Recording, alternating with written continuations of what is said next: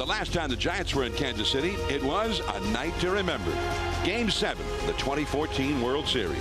And with everything on the line, the Giants played inspired baseball to beat the Royals and capture their 3rd World Series championship in 5 years. Now, the Giants make their return to Kansas City with fond memories of their last visit. Game 1 is next.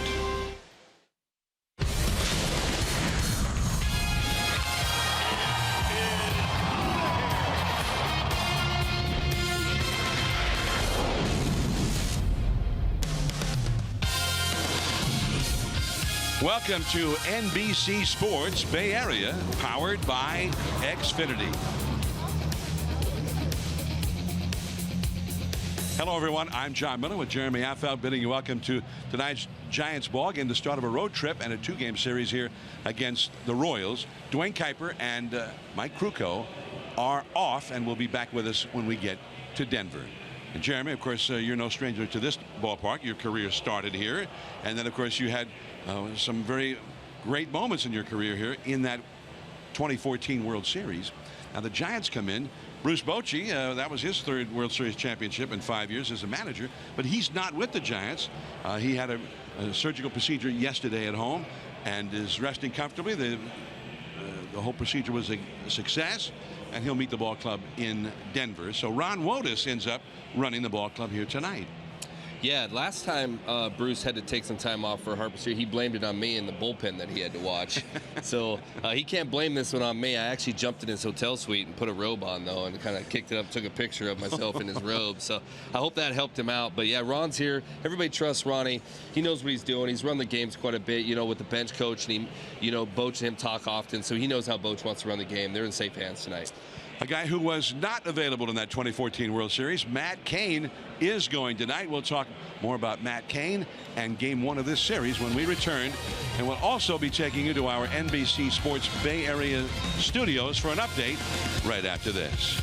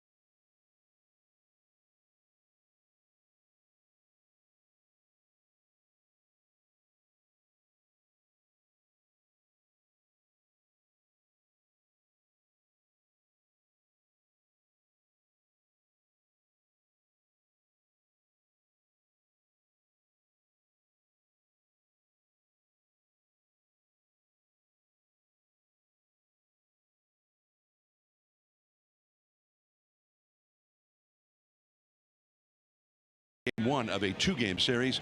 Matt Cain will be going for the Giants here, trying to back up his very strong start against Colorado over the weekend. I'm John Miller with Jeremy Affeldt. It was Game 7 of this World Series in 2014 in this ballpark, the last time the Giants were here. And Jeremy, you were brought in the 2nd inning of that game in relief of Tim Hudson, and you got the final out of that inning.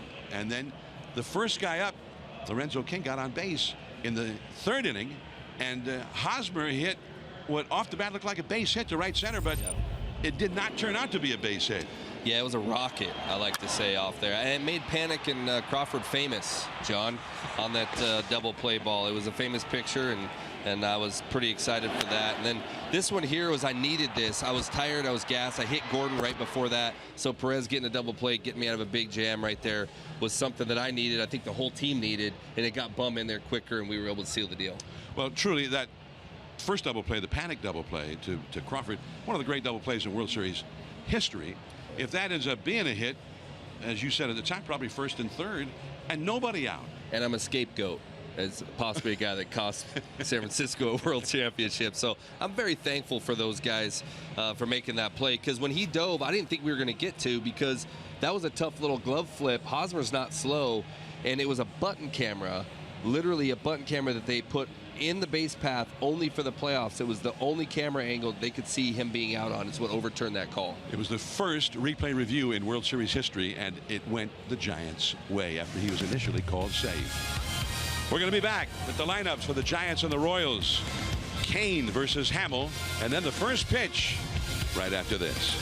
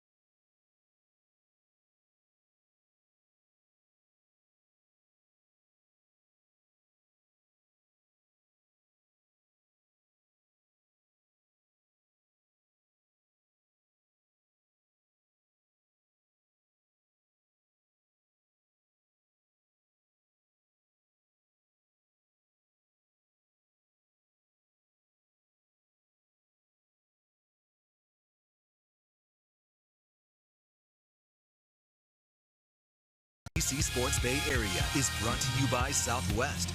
Yes to low fares with nothing to hide. That's transparency.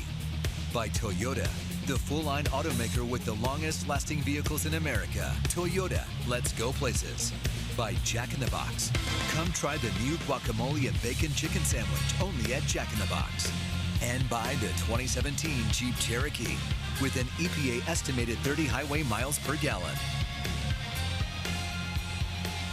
We are in Kansas City, a beautiful evening. The game time temperature is probably going to be in the high 70s. In fact, let's take a look at the game time weather presented by the Santa Cruz Beach Boardwalk. The boardwalk is open. Visit beachboardwalk.com for park hours.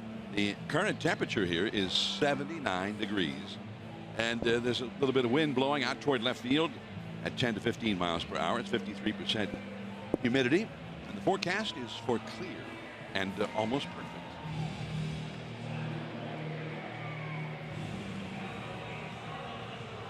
Let's take a look now at the batting order for the Giants, brought to you by Southwest Airlines. It'll be Span leading it off in center field, Belt first base, Pence in right field, Buster Posey back in the lineup after being beamed in his first plate appearance in the home opener a week ago Monday. He was placed on the 7-day concussion disabled list, so Buster makes his return tonight. Brandon Crawford at short, Eduardo Nunez third base, Nick Hundley doing the catching, Joe Panik at second base, and Chris Marrero hits ninth in left field. And there is Jason Hamill, Jeremy. Yeah, big tall right-hander, 6.52 ERA, 0-1 record, 9.2 innings pitched, 13 hits, 6 walks, 6 Ks, 251st start of his career, 12th start against the Giants. He hasn't beaten them yet, and hopefully he doesn't tonight. 1 ball and no strikes.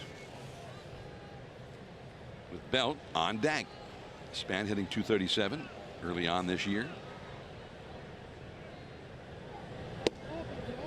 And that's just off the outside. Hamill's been around a long time. Denard Span is part of the success that Hamill has enjoyed. Span has only 2 hits in 19 career at bats against him. And a 2-0 count, a fastball count, and he blew a fastball right by him.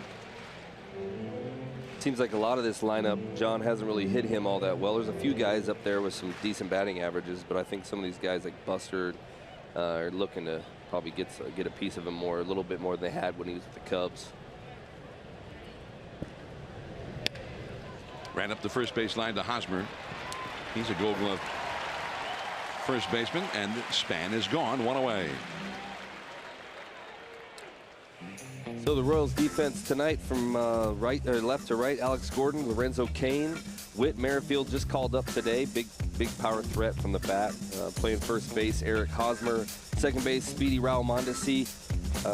And shortstop, Alcides Escobar playing short. Mike Moustakas playing third. Throwing down the fingers, Salvador Perez, and Jason Hamill on the mound. And he blows a fastball right by Brandon Belt. As Jason Hamill, you mentioned Hamill been tough on a lot of the Giants hitters. He has a 3.17 career earned run average against them, but in 11 career starts he has never beaten them. Go figure. Yeah, I think in the only win in the Cubs beat him a couple years ago, but he only went 4 innings, so he didn't get the win, right? He ended up coming out in the 4th inning. Yeah. Threw pretty good, but he didn't finish the deal there. And the slider is bounced foul, and the count is now 1 ball and 2 strikes as Brandon Belt tried to shake out of his slump. He had 2 hits in the game Sunday, and even with those 2 hits, he only has 4 hits in his last 28 at bats. You're going to see a lot of those sliders come from him. I know he's been searching for it. Hamels has a little bit in the last few starts. They said one of his struggles has been he hasn't been having good fastball command, but he's lost his slider, and he kind of felt like he left it in spring training, but he felt like he had found it in a bullpen. So I think you're going to look to see a lot of sliders tonight from him, like you saw against Belt a few pitches ago. And that fastball is too high. And now it's a full count to Brandon Belt with Hunter Pence on deck. There's Hunter. Giants have come in here having gone 3-4 in the homestand. The Giants are 4 games under 500 for the year, 5 wins and 9 losses. And he struck him out. And Belt not able to catch up to that fastball.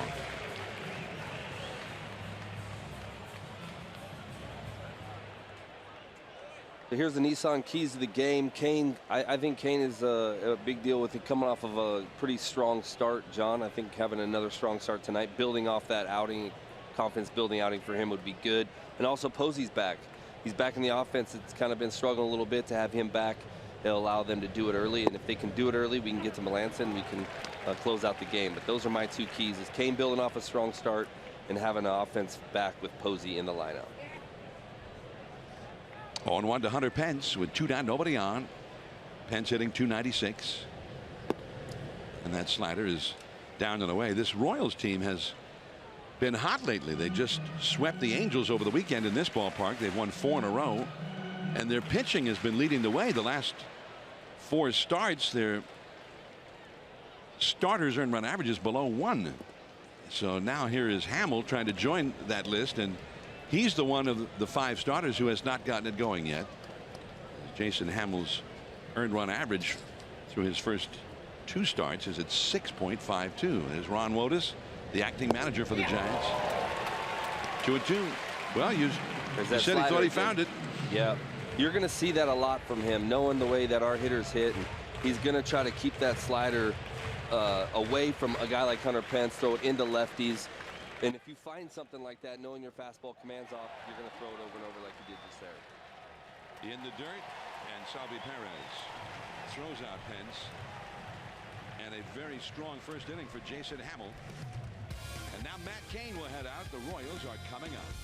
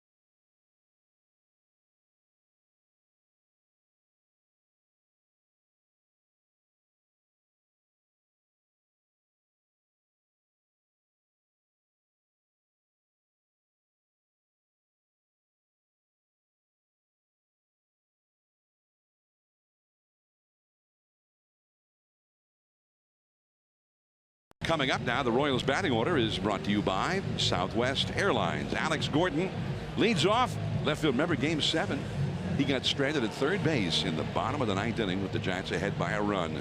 Mike Moustakas, third base. Lorenzo Cain having a great start center field.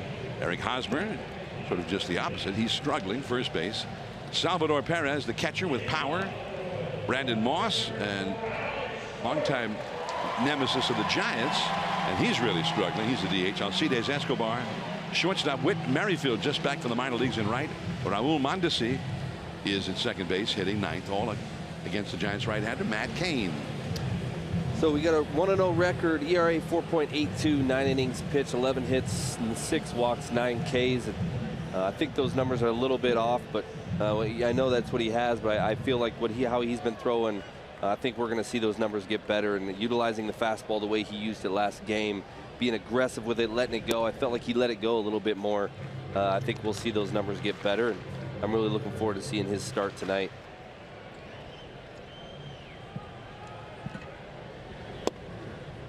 And that slider is off the inside, and the count is 2-0 to Alex Gordon. Well, Cain, his most difficult inning in his last start was the first inning. That ball is into the gap, right center field. The carom played by Panic.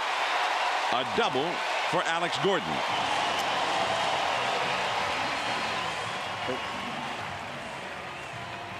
Well, we got defense tonight. Hopefully we use it well with Chris Marrero in left, Denard Span in center. Buster Posey's other best friend, Hunter Pence, playing right. Baby Giraffe, Brandon Belt, playing first, 2 Gold Glovers, Joe Panic, Brandon Crawdaddy Crawford, playing short. Eduardo Nunez playing third and throwing down the fingers and arguing with the umpire Nick Hundley and pitching Matt Cain. He's an arguer? Yeah, I kind of like when catchers argue with umpires because they kind of get you strikes. You know, they're kind of out there working a little bit, the umpire, and I feel like he's one of the few guys on the entire diamond that can really get away with balls and strikes, arguing, hey, you know, you want to take another look at that, hold that a little longer. I'm going to hold that pitch right there, maybe take an extra look at that pitch because that was pretty close. So I like guys that do that, and Hundley seems to do that pretty well. That's a little flare out behind Eduardo Nunez, and he caught up to it. That was just a kind of a half swing, and the ball popped off the bat, and Nunez was in a hurry there and did well to get to it. Gordon holding it second. Jose Lima, you remember Jose Lima? Sure. He was my teammate over here when I was with the Royals, and every time a hitter would hit a ball like that, all you would hear him yell, he'd yell it from the dugout. He'd yell, "Jam!" as you jammed a guy. He'd just yell it as loud as he could every time. He loved when you jam guys. He thought it was the greatest thing ever. Well, he was a colorful character, Jose Lima. He was very, if that's what you wanted, you're right. That's how you would say that. Maybe he's colorful. He antagonized you if you were on the other team. Here's Lorenzo Cain, runner at second. Cain got a big out there getting Moustakas, who really had to waste it out. He did not move the runner up, much less knocking him in. So still at second, Alex Gordon. The Cain is the guy who's been hot, and it's Cain versus Cain.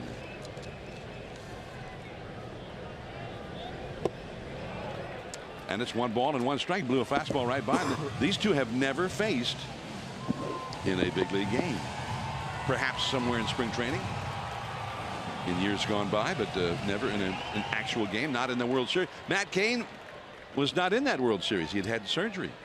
Yeah, I think as a pitcher with his mentality, this is a vengeance game for him. He didn't get to pitch. He was hurt a little bit, and he missed out on some big games here. So for me to see him get out of this inning's big too, John, because it has been, like you said, it has been his nemesis. That first inning kind of getting going a little bit. If they put runs on him, it was usually within that first inning or two. And so to see him, you know, get out of this with a leadoff double, and if he can get out of this jam here, it's only going to help him and kind of further throughout the game. And what about that curveball? He got the foul back. Was that a good one? That was a good one. It was a good curveball, and to see him utilize that curveball this year is going to be big for him. And I think that's one of the things that he needs to do more often.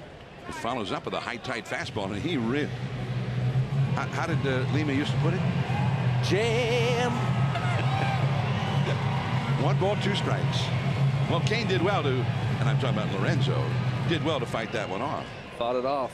But that's what that curveball will do. When you can throw it for strikes, it causes guys to have to outthink, and they can't just be on a fastball. And they're going to be in between pitches when you can throw that curveball for a strike. Back in there with a fastball again. Tagging at second is Gordon as Span grabs it. And Gordon will head over to third. So that's why it was so big that Moustakas was not able to get Gordon to third, as he would have scored easily on that fly ball. So 2 down. Now he's at third, and Eric Hosmer will come up. But again, that curveball during that at bat, it doesn't seem like it's much because you're thinking, oh, well, he threw 1 curveball. But he threw it for a strike, and it forces those hitters to say, okay, he's going to throw that early to me. He can throw it for a strike. Now a fastball like that runs in on the hands after they just saw a curveball in that same area. He was in between just enough where we can get a little bit of a shallow fly ball and a pop-up, well, I guess a medium fly ball, but it didn't allow any big damage to happen except for a little bit of a small advance at third. So here's Hosmer, and that's way outside and high, and Nick Hundley had to react quickly to that one. Buster Posey in the lineup tonight. He'll be leading off in the 2nd inning, but he is the designated hitter, and he's right there behind Johnny Cueto, the Giants dugout. Ex-Royal.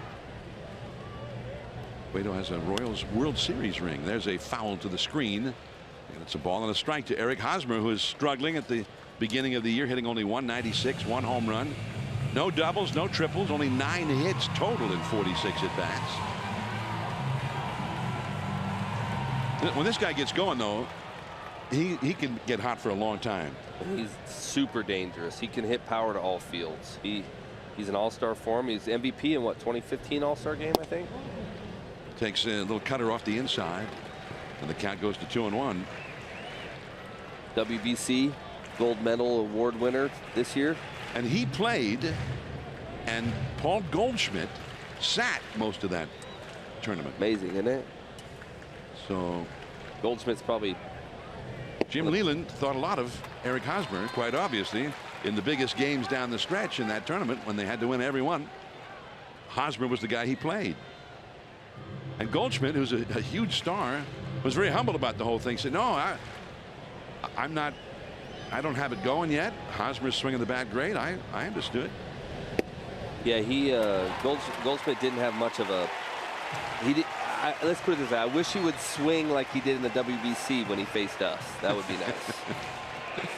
So the walk to Hosmer and the right-handed hitting Salvador Perez will come up now. Now Perez, unlike Hosmer, he's gotten off to a very fine start. He's not only hitting .289, he's got 5 home runs already. They've only played 12 games. He got 5 homers. So. Yeah, I think it was that stretch. Was it four games in a row he hit a homer? Houston, I think he started. Anybody, yeah, hitting homers in Houston. No, that's cheating. It's a home run hitter's ballpark, and Kane starts him with a called strike. It was Salvi Perez who was at the plate with the runner at third and 2 down in the bottom of the ninth in Game 7, and Madison Bumgarner finally got him on a foul out to Pablo Sandoval, the third baseman, right here in this park. And that's a high fly ball, shallow. Marrero, and the inning is over. That ball was up there for a long time. Matt Cain gave up a leadoff double and got through it. Buster Posey when we come back.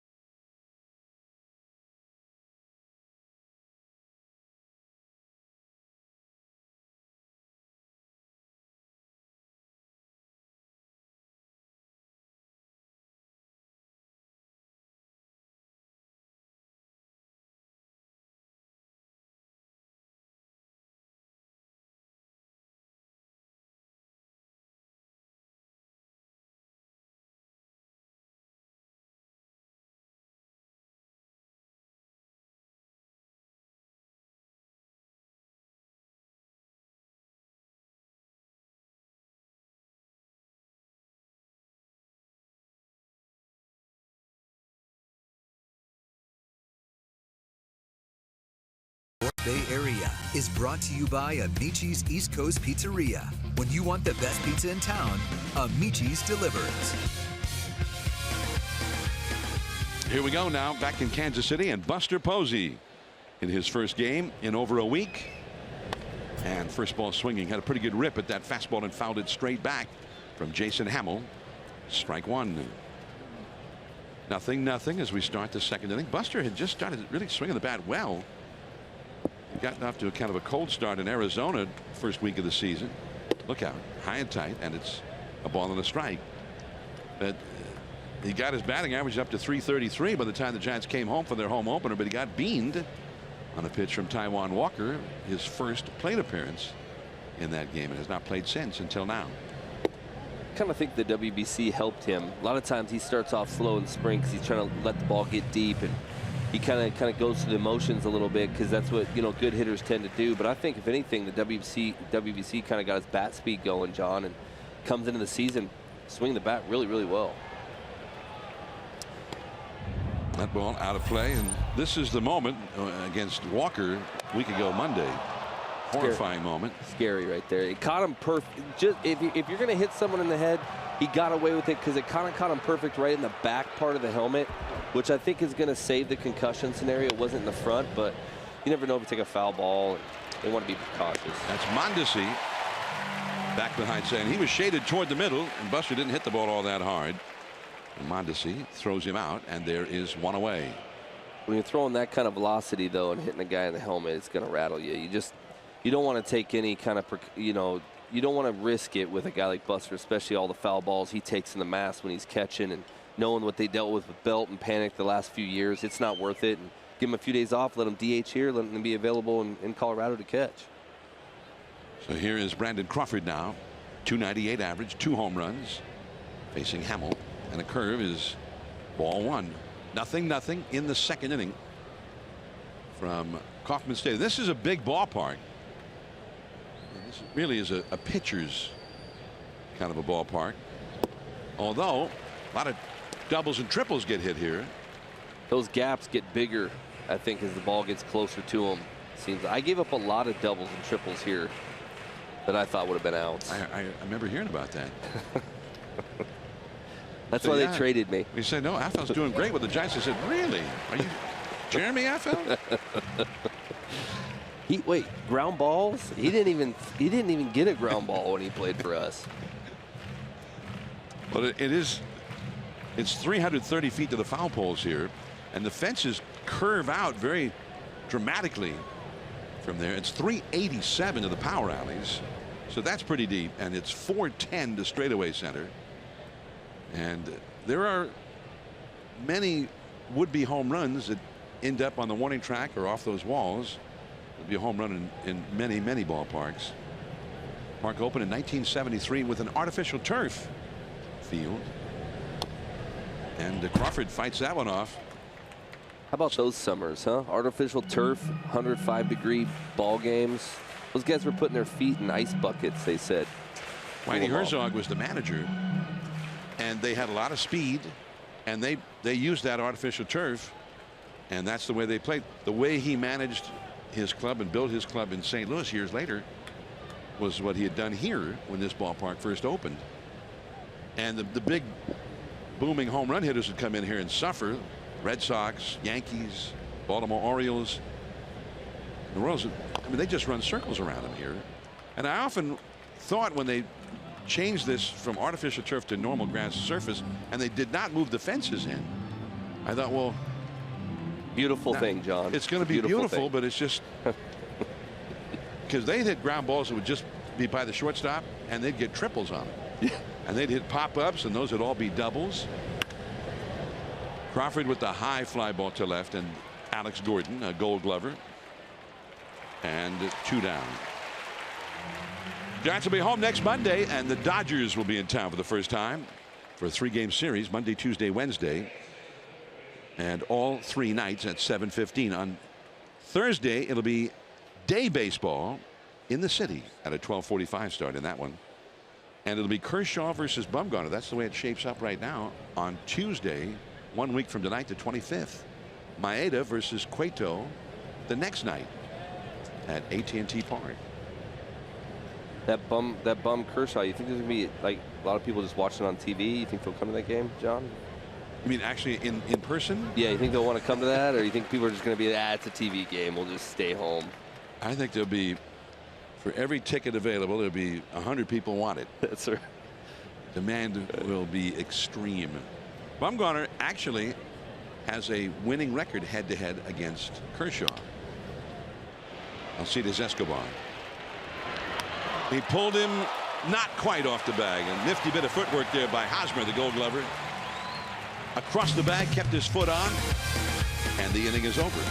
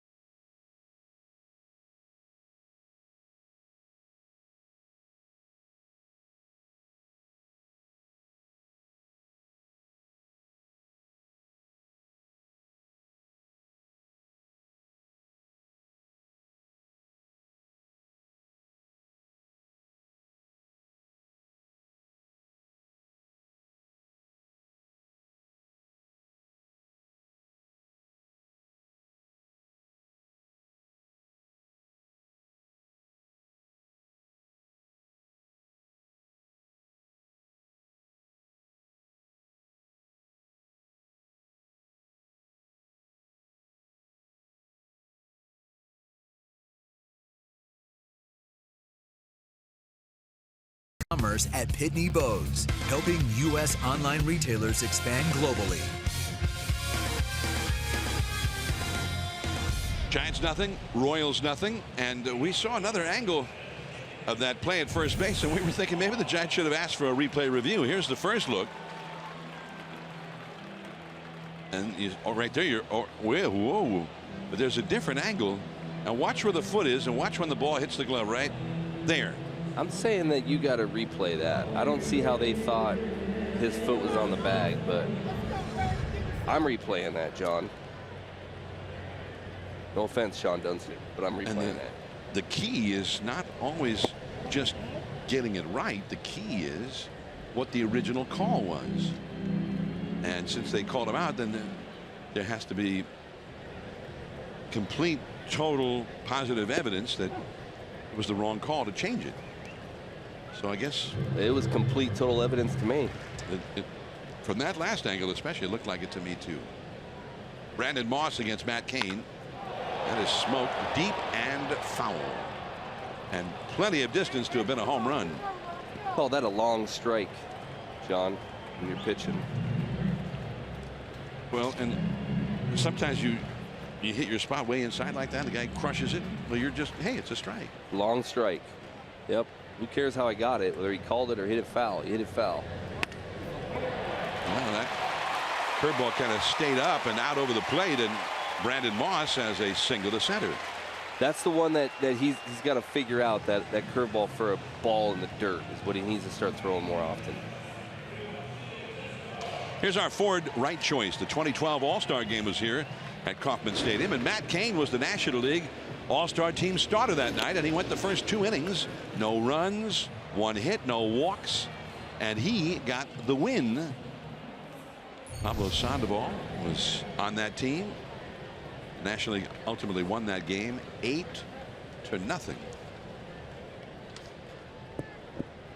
So here's Alcides Escobar, and that little two-seamer at the knees for a called strike.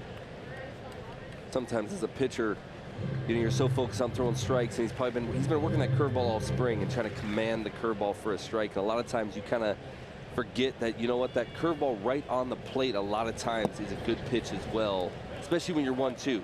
He just fouled the ball off long, you know, it went way out. It went deep foul ball for a long strike, and you have that chance for a curveball. You don't have to throw that for a strike. He's in a swinging mode. You want to throw it on the plate for a swing and a miss. You hang it, they have an opportunity to do what they did there and hit it up the middle.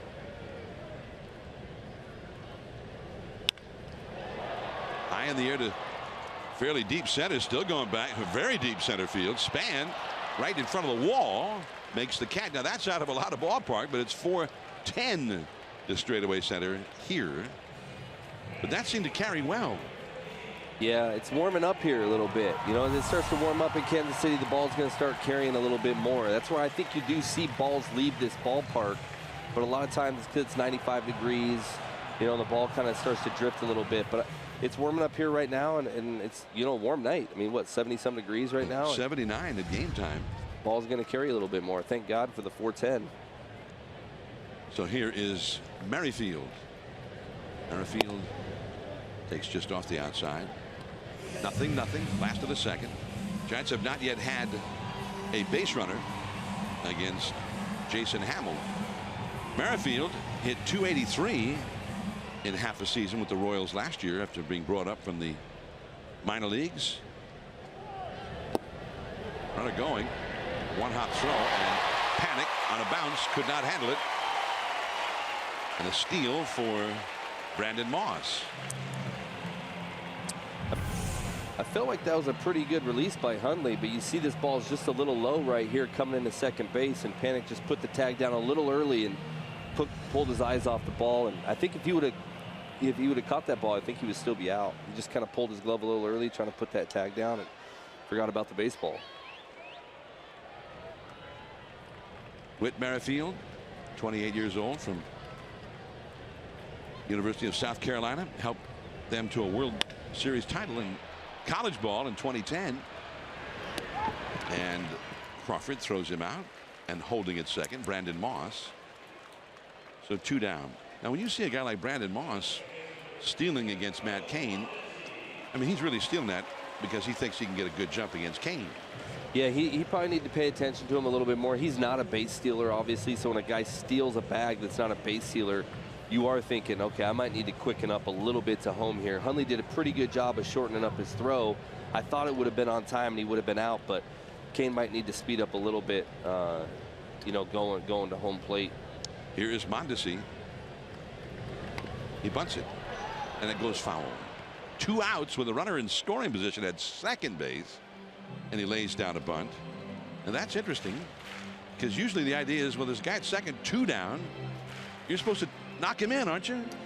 Yeah, but this guy's speed, I was talking to some of their guys over there today, and they feel like Mondesi's speed is faster. If you remember a guy in the World Series, remember a guy named Dyson, how fast he was? He was the guy they just... Gerard Dyson. Yeah, just flying. They traded him to Seattle, but because they knew this kid had speed, and they said he's faster than Dyson. So a guy like that can probably put a bunt down and beat it out. Saying a lot. Swinging away there. He didn't get it, and it's 0-2. Mondesi, his father, of course, was Raul Mondesi with the Dodgers, who had one of the great outfield arms of anybody in the game, and a big power hitter. So he's not built anything at all like his dad. 0-2 the count. And Kane is too high with that one. Raul Mondesi, his dad played 13 years in the majors, starting with the Dodgers. And he went to the Blue Jays and the Yankees. He bounced around in the later years of his career. He did have an unbelievable arm. He was one of those guys that could catch a ball in right field and warning track and flat-footed throw that ball to home plate and probably hose you down. That curveball and a foul. Mondesi is hitting only 125, 4 hits in 32 at bats so far. He does have a home run, and he hit it batting left-handed. Fun fact for you, though, Adalberto is his real name. He does have a brother named Raul Mondesi Jr., but this is not him. His older brother is actually Junior, not him. That's right. 1 ball, 2 strikes. And the changeup runs off the outside. 2-2 now. 0-0 game. There's the leadoff man, Alex Gordon, on deck. A much more proven commodity as a hitter than is Raul Adalberto Mondesi. Still lives in the Dominican Republic in the offseason. Moss at second. That came back. Strike 3 call. Pretty good movement on that one. Good late movement on that fastball in. He needs that all game. So another leadoff hit, but again the Royals come up empty. Nick Hundley, then Joe Paddock coming up.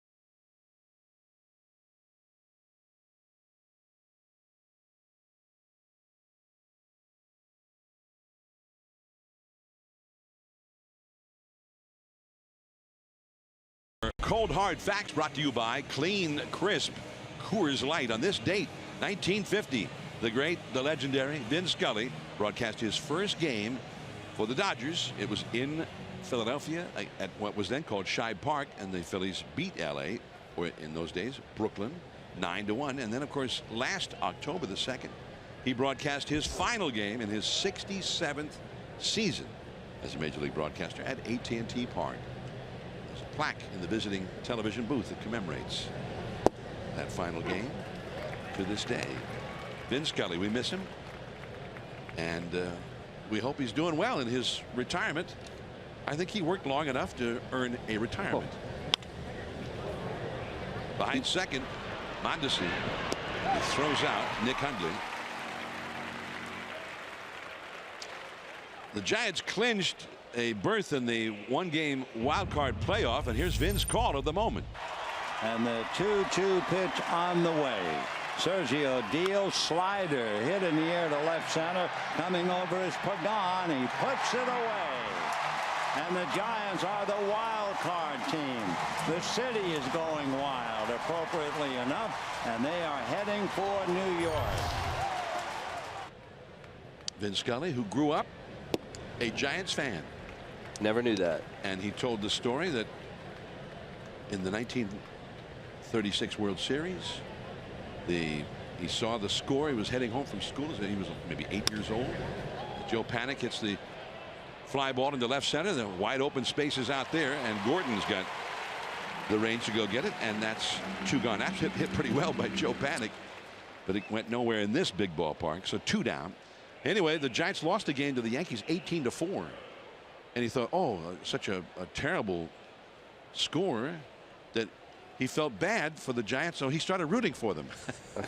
And somebody later on, when he had announced that he was going to do his final game on October the 2nd at AT&T Park last year, they said, you know, that game that made you a Giants fan, that game was played October the 2nd. Oh, wow. So it was, as Vin himself put it, 80 years to the day that he became a Giants fan and a baseball fan, that he did his final game, and it was a Giants game.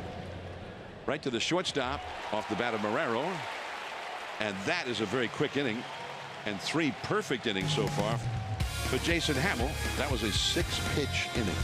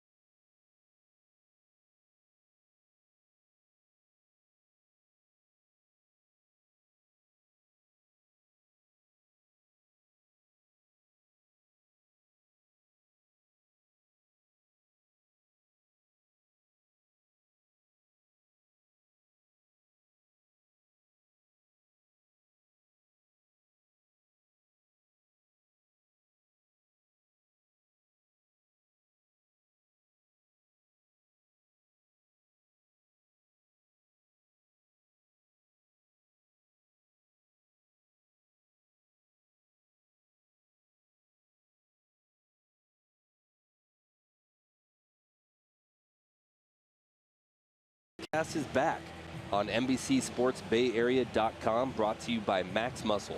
Log on each week as insider Alex Pavlovic talks baseball with players, coaches, special guests, and more. The Giants Insider Podcast with Alex Pavlovic on NBCSportsBayArea.com.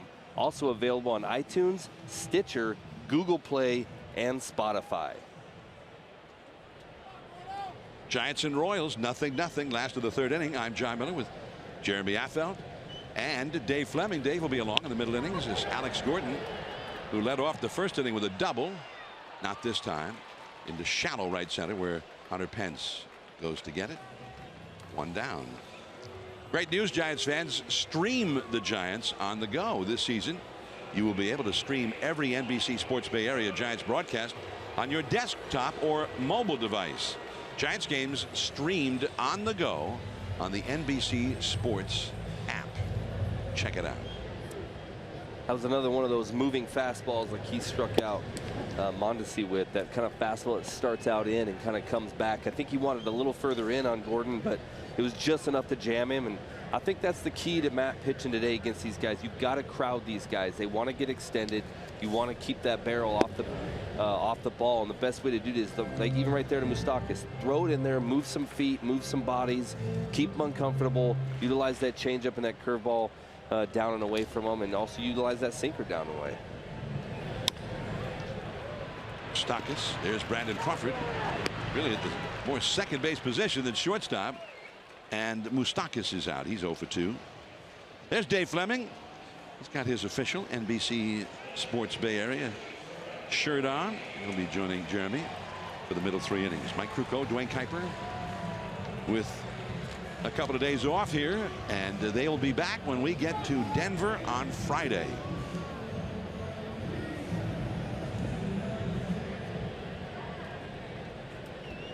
So here is Lorenzo Cain. Flied out to right center field to Denard Span his first time. That was a big at bat in that first inning. There's a runner at second, 1 out, and Cain's been a hot hitter. And I remember of all the players, because the Giants didn't know a whole lot about the Royals. They had played a 3-game Interleague series here in early August of that year, 2014. But they were so impressed, and you could say more about it than me, but it seemed like everybody was so impressed with Lorenzo Cain. Well, it's just he kind of reminded me of a young Torrey Hunter, you know, when he's got the 5 tools. He could hit for power, he could speed, average, he would run balls down out of nowhere. I mean, you don't even really need outfielders really in the gaps with this guy running around out there. And so I know he was a trade guy from them. They traded for him, and he was a big reason why I felt like they got as far as they did in matching us in the World Series, was because of a guy like that could play defense. And they even kind of moved him around. If you remember, I think they moved him even fields depending on if Aoki wasn't playing, well, right? They put Gerard Dyson in center if he was playing, and they'd move Cain to right field. Yep, and they could shade even Dyson over a little bit to left center to give Gordon, you know, he's not a bad outfielder, he's a Gold Glover, but you could give him more of the line and let those 2 guys patrol it. He just reminded me of Torrey Hunter so much when Torrey was younger. And that's a great compliment. I mean, Torrey Hunter was an outstanding player for a long time. And I miss him. He was a really good guy. Funny. Has a lot of, you know, always smiling, laughing, having fun out there. He was a great center fielder. Soaring pop-up. Hundley is called off by Belt. And that ends the inning. Well, Matt Cain has a 3-up, 3-down inning. The Giants heading to the 4th with Dave Fleming, top of the order, coming up.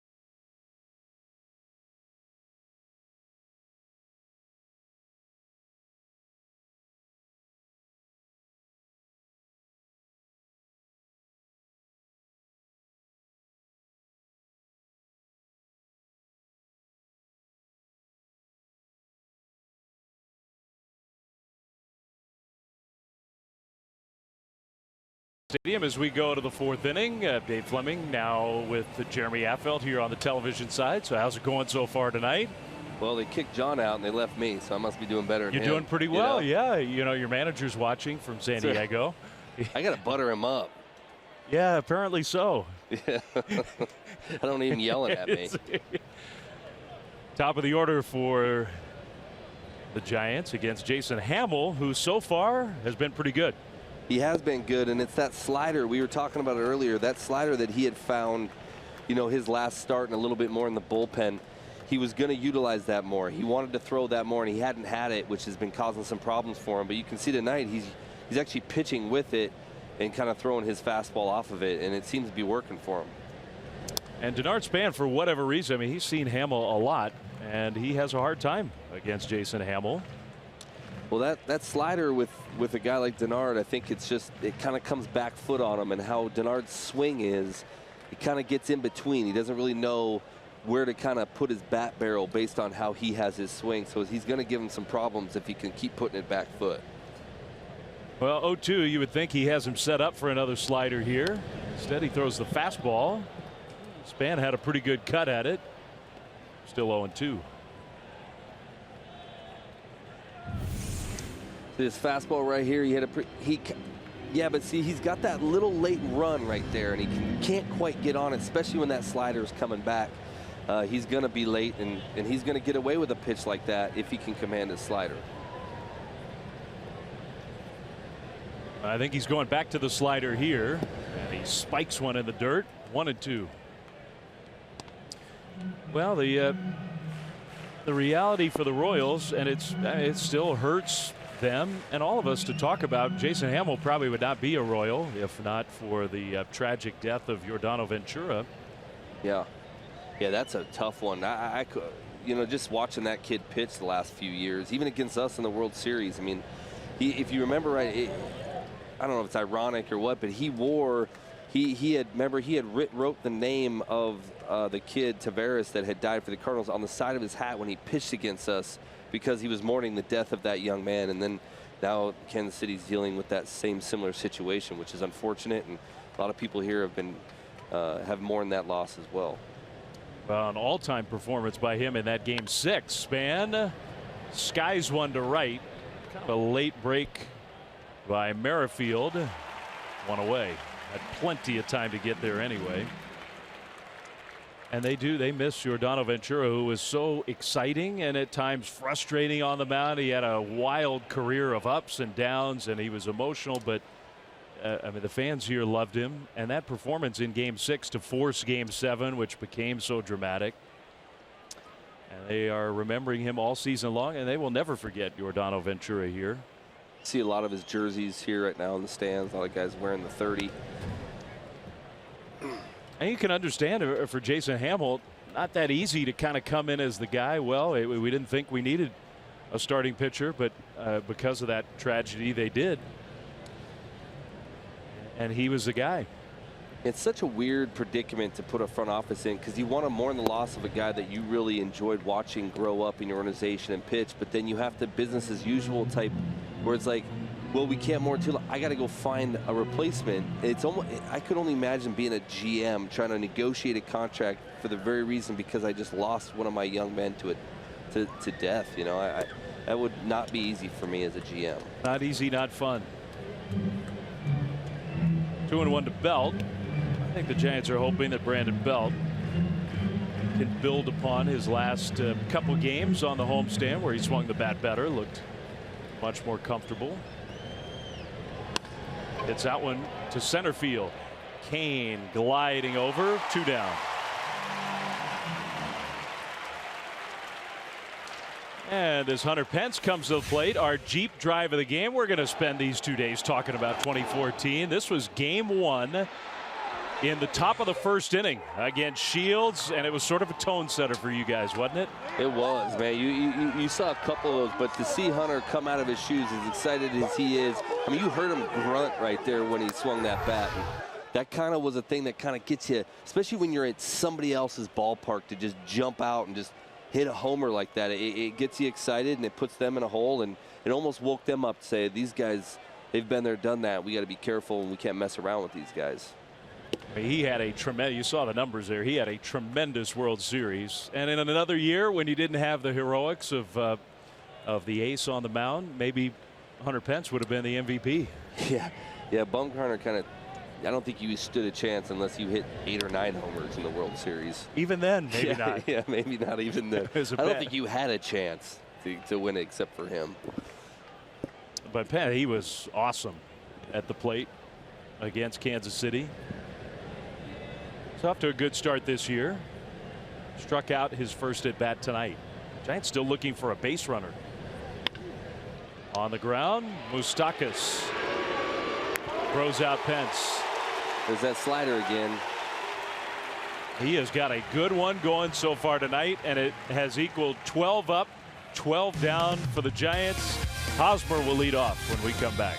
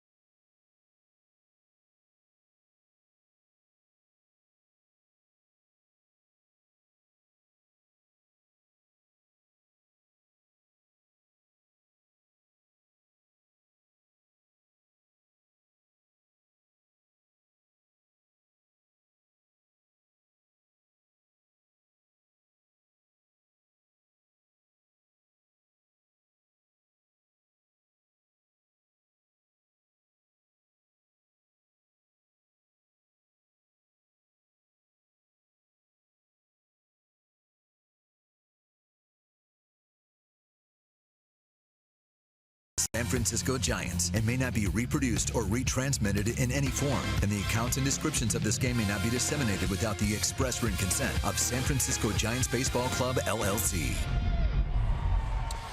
No score. Giants still don't have a base runner against Jason Hamill through 4. We'll go to the bottom of the 4th on this beautiful Kansas City night at Kauffman Stadium. And Matt Cain himself pitching very well, trying to back up his performance on the homestand where he had his best start in, I mean, arguably in years. Hosmer first pitch swinging, and that'll drop for a leadoff single. This is the adjustment they're going to make on Matt, you know, with him trying to throw the get me over breaking ball like that. Sometimes that works on some guys. Hosmer's a little bit more aggressive, but this ball kind of starts out, he kind of wants a back door, and he kind of brings it way, that's that middle end area that Hosmer likes. When you throw a breaking ball, it kind of stays in there. He kind of runs into that fastball. He didn't hit it hard, but it was enough to where he could kind of put it where no one was. And this is a team, the whole concept of the get it in pitch against this lineup, I mean, they are up there to swing. Yeah, they're definitely not wanting to walk. Now this guy maybe most of all shoots that one to right. Pence is there for out number 1. Okay, so 2 pitches, we got a hit and an out. Those are my favorite types of innings. If you can get a double play ball right here on this pitch, you just had 3 pitches in 1 inning. You know, gave up a knock, fly ball, double play. You did the whole thing right there. I think you did have a few of those where maybe like ground ball single up the middle. Yeah. It was usually like somehow it was like 2 rockets and then a triple play. I mean, kind of how it worked. The old 2 rocket triple play inning. Yeah. Felt good about it. You know? Yeah. Everybody said I used to set everybody up because I'd walk the very first guy on 4 pitches and I'd get a first pitch double play, you know, and then I give a weak pop up, whatever, 6 pitches, 3 outs. Like you were doing it on purpose. Yeah, it's like I was trying to pad my stats for an extension, you know. I mean, you always got a lot of double. There was one year, and maybe was it your first year with the Giants where you just, it was like you had a double play every outing. I know. Yeah, that was when they were wearing me out because Rags was like, well, you have 26 double play balls or whatever you had, or 18. You lead the league, but you've walked the leadoff guy every single time you get a double play. So can you stop walking the leadoff guy? That is a ball from Kane. It's 1-1. And hey, like I was like, hey man, I'm just trying to get outs. He's like, yeah, but you're walking the lefty and getting the righty out. We kind of brought you in here to get the lefty out. Like that's kind of the you're causing panic down in the bullpen. Everybody's warming up. Bochy's pacing, kicking buckets, you know, freaking out, throwing his hat. Boch, I know you're watching. I love you, man.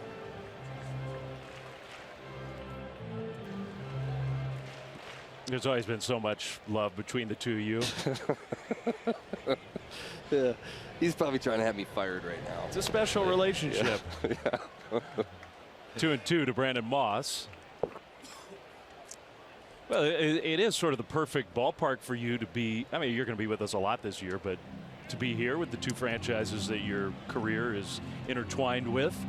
Yeah, and it's changed so much. When I was here, it was just the fountains, and it was still a beautiful ballpark. But what they've done here in the last few years, this is to me one of the best-looking ballparks in the country. AT&T, obviously, I think is one of the better ones, if not the best one. But this one here, it's going to match many ballparks around the country. Yeah, they've done a great job, and it still plays similarly, I would say. Would you agree with that? Oh yeah, yeah. It's gonna. We were talking about earlier. It is a big ballpark. 387 to the gaps, 410 to center. We got away with one tonight because it was 410. But when it starts warming up, that ball will carry out of this ballpark. I've given up many in those fountains up there. So. The equivalent of a splash hit. Hey, Matt Cain's following your pattern. Nunez with the shift helps turn the double play. All about mentoring right there. I'm all about being a mentor. Who taught Matt Cain that? Nothing.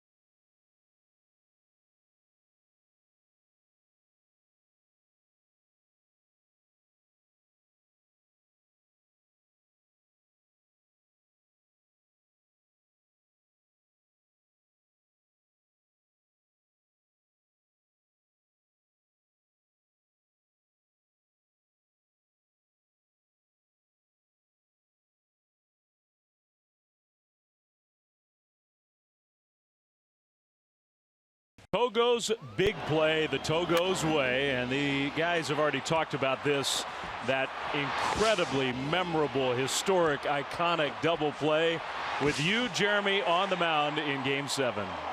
And it took a review to get the call right, but they did get it right, and that was a reaction. What a play. And that was that camera angle that they don't have a lot in regular season play. It's the button camera right there on the base path that was the only camera that showed him out, which allowed us to get that play overturned and allowed Crawford to become a very wealthy man, because I got that play and he got a contract. Well, what about Panic too? Panic still hasn't got it, but you know, I think he will. He's waiting on his. Crawford and I were even at dinner last night. He made me pay for my own meal. I'm like, dude, come on, man. I gave you that contract, that double play. Was like, how am I paying for my own meal? These young kids are getting cheap. So you are kind of taking at least partial credit for giving him a lot of chances. Yeah. I mean, come on. You were made famous from that double play ball right there. That was one of the first moments, I think, that World Series where everybody understood the brilliance of Crawford at short, and maybe that play was a big part of it. I mean, I sit back and I think, I mean, Crawford's so excited. That's as excited as he gets, by the way. Hey, guess what? He's back. He's back, and the Giants have a hit. They have a base runner. Figures it would be Buster. Yeah. Hadn't played in a week plus. Guy rolls out of bed and hits. Yeah. Well, here is Mr. Crawford, who, I mean, you watched him, and right away you knew what a great defensive player he was. I think he's gotten even better at shortstop with experience, but the improvements hitting-wise from Crawford have been just amazing to watch. Yeah, he was a guy, I didn't know if he'd ever be able to hit left-handed pitching, just because it didn't seem like he was ever comfortable at all against it. He was like guessing the entire time, and how he's hit lefties and how he has just started taking the ball the other way. I mean, he's put himself in a situation for me to not obviously defensively, but to be one of the best all-around, just total offensive, defensive playing shortstops in the game that I've seen in a long time. Tulowitzki maybe, you know, obviously with that, but Crawford, man, he's fun to watch. Clutch hitter too on top of it.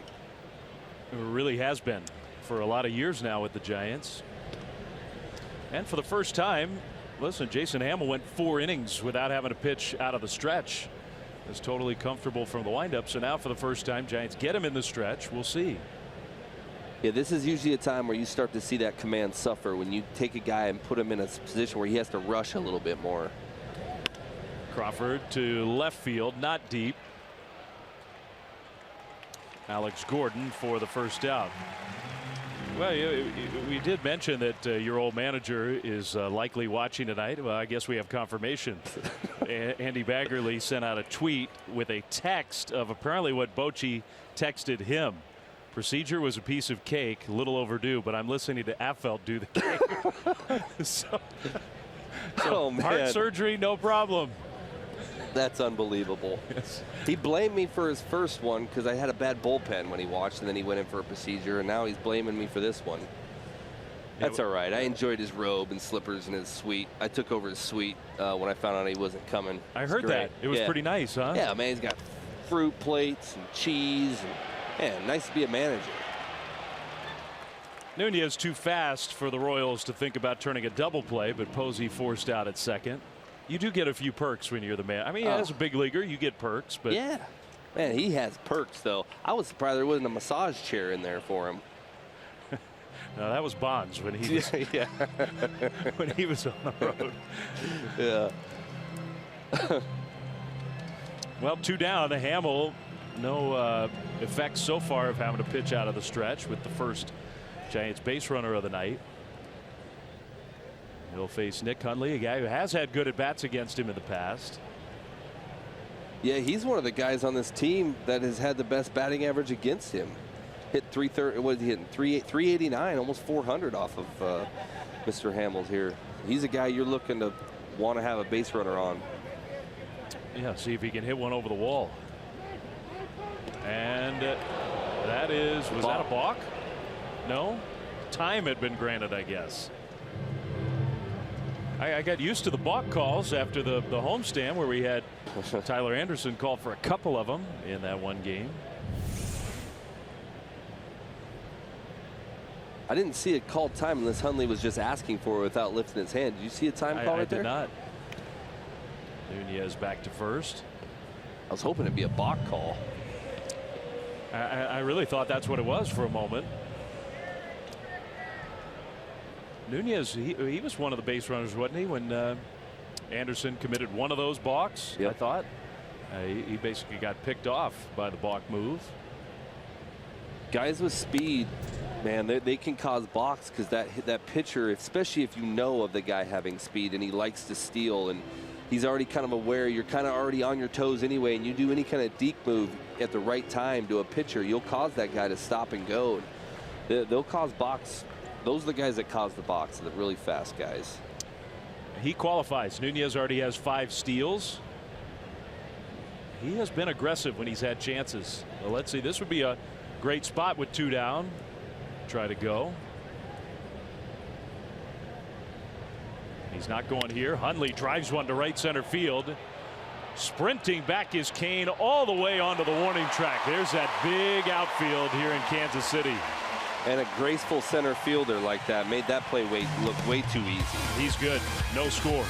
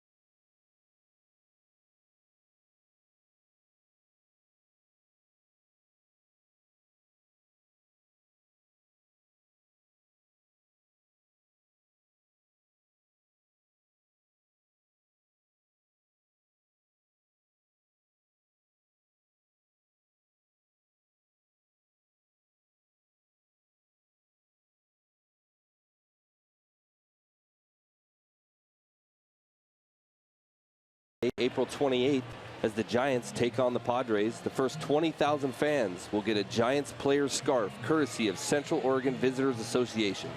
To get tickets, go to sfgiants.com. Next thing we know, the Spokane Visitors Bureau is going to be sponsoring a Giants giveaway. Everybody's sponsoring Giants giveaways. How are things up in the Pacific Northwest? Cold, rainy, just brutal. Like, I'm over it. I want it to be warm now. Not baseball season yet. No. My kid's first year playing Little League, and he's had 3 practices and 4 games rained out. No one can be out there. You're trying to teach these kids how to play, and they can't even practice. It's kind of tough. Alcides Escobar leading off for the Royals here in the bottom of the 5th. Still no score. Dave Fleming, Jeremy Affeldt here from Kauffman Stadium in Kansas City. And everybody over the Zags. Disappointment yet? Yeah. I mean, disappointment, excitement. They had a great run. They played great. I think the biggest disappointment is they should have won that game, to be honest with you. They definitely had a chance to win the game. Crawford makes another play behind Matt Cain. 1 away with Whit Merrifield coming up. Now, did you guys talk about Whit Merrifield and his little Bumgarner connection? No, we didn't. We did find out before the game, though. They've been facing each other since they were, what, 11 years old? They played against each other in Little League, this guy and Bumgarner. First at bat, he hit him. Hit him in the head. Bumgarner drilled him in the helmet. The first time he ever faced him. And Whit said it was his first Little League game ever. Jeez. It probably spurred him to get really good. You know what would be really good if they talked about it before the game? I don't condone this, but maybe you could hit him. Just hit him, not in the head, but in the back, just, for old time's sake. Well, I got to imagine Merrifield is going to be playing against Bumgarner tomorrow, right? Right-handed hitter. Right-handed. I'm sure it'll be. Bum says he doesn't remember it, but he probably doesn't remember hitting Puig either. You know, he probably says he doesn't remember that. I don't remember ever hitting the league. I think he said too, Bumgarner. I think he said, "Well, I probably didn't do it on purpose." Probably. He had to throw the probably in there. That I know for sure. It's like I don't think I did. Yeah, I think that's what he said. It'll be fun to watch that kid pitch tomorrow here. I'm sure there'll be a lot of excitement at the ballpark. Man, when we walked in today to the clubhouse, it was like a playoff gathering around Bumgarner with all the writers and reporters who wanted to talk to him. Yeah, they definitely knew he was back. I got the paper this morning, went out and grabbed the KC Star there, and it was his face, you know, on the front of it, you know, just like letting everybody know he's back. Stadium's about three-quarters full. I'm assuming it'll probably be, I wouldn't doubt if it's full tomorrow though, with Bumgarner coming back. I mean, you look at those, and even that just doesn't tell you the full story. It doesn't, but it's still unbelievable numbers. 7 innings, 9 innings, 5 innings. The 5 innings was in a relief appearance. Airfield to deep right, and it's gone. That's why they called him up. I listened to Yost talk about it. They said, we're calling him up because we need some offense. This kid can hit. He's hot in the minor leagues right now, hitting 470 or whatever he's hitting. And he has some power. He's not a very big, intimidating guy, but he does have power, and obviously he has power the other way. This pitch, they wanted to go away, and it was away. That was a great pitch. It might have been a hair up, but it was where in the area that they wanted. I think that it was a little bit too high, maybe 2 balls too high that he can elevate it, but I really would say that that's not a bad pitch. It just might have been a little elevated. It's not his first big league home run. He hit a couple of them last year, but his first this season, and an instant impact for the guy they just called up for that reason. That is the first run of the night on either side. This is the kid that took his job in spring training. He outplayed him at second base. I mean, obviously Merrifield, he has the ability to play a bunch of positions. He played, what, 6 positions last year or whatever. Yeah. He can kind of play all over, but he was supposed to be the second baseman until this young man here outplayed him in spring. And now they need this kid to start to swing the bat a little bit. On Thursday. On Thursday. That is when the Giants would like for that to click in. Remember, it was the next World Series against the Mets when the Royals won the World Series the very next year, where this kid, Raul Mondesi Jr., I mean, he had never played he made his major league debut in the World Series. I did not know that, but that's got to be one of the first, right? Have we figured that? That's got to. I can't imagine your very first major league game is in the World Series. Yeah, I'd have to check. I cannot remember if that was the first time that had ever happened. I think it was the first time, and now he draws a walk, which now that's a mistake from Kane. Yeah, this is a big inning right here. He gave up. He got 1 out. He gave up a homer. You need to kind of just try to finish it off. You got a fast guy on first right now. Look for him to run because they're going to try to generate runs right here. A guy who had not been hitting draws a walk, and now you get the big boys lining up. Alex Gordon, who doubled to start the game.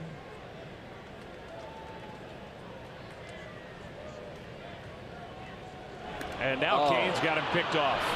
Belt running him towards second. Crawford will tag him out. That is a big league pickoff in a big league situation. To get a fast guy like that, but he's also a young fast guy. So you got to figure Matt Cain, 12 years into the big leagues, he understands what this kid's trying to do. He's antsy to make something happen. He wasn't paying attention. If you saw right there, Matt took advantage of him putting his necklace in his shirt and then Matt picking off. So it just shows you what a young guy, he's a little bit inexperienced yet, but he'll learn from that. He won't be tucking his necklace in his shirt when a pitcher's set. That's a bad look. Yeah, that's something that they might have to pull him into the video room and say, don't do that again. That's big for Kane and the Giants. 2 down now, nobody on.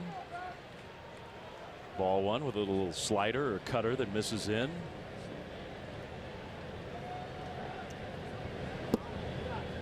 I don't think that Crawford ever actually, I mean, watching that replay, it was almost like with his bare hand he flicked his helmet off, and they just called him out for being out of the baseline, which was legitimate.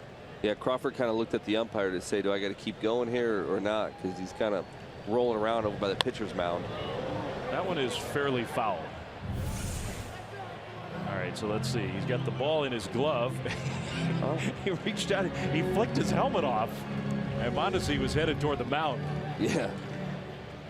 Yeah, that was a heads-up play by Kaner right there. I thought that was to wait for him to tuck in like that and kind of keep him where you kind of saw that this fast guy is on his heels and him see it and turn and pick off. I mean, that was a heads-up deal from Matty, and hopefully it was a big advantage for us.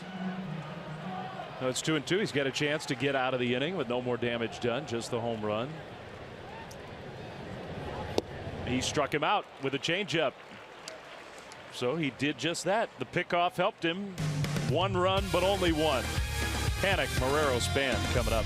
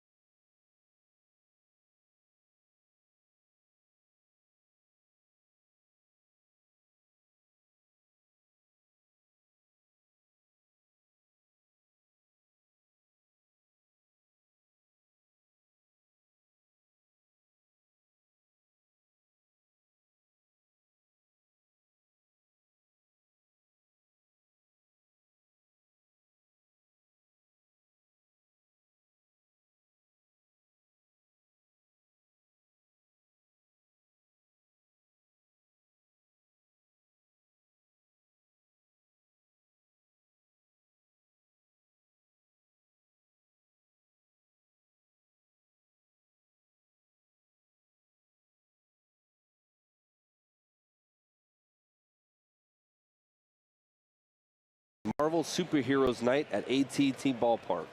Your special event, and it is a special event because it's got several things in the package. It includes a game ticket to see the Giants take on the Dodgers, a Giants-themed bobblehead of Rocket Raccoon from Marvel's Guardians of the Galaxy Volume 2, and just a little reminder, to receive the bobblehead, you need to purchase this special event ticket. It has to be purchased.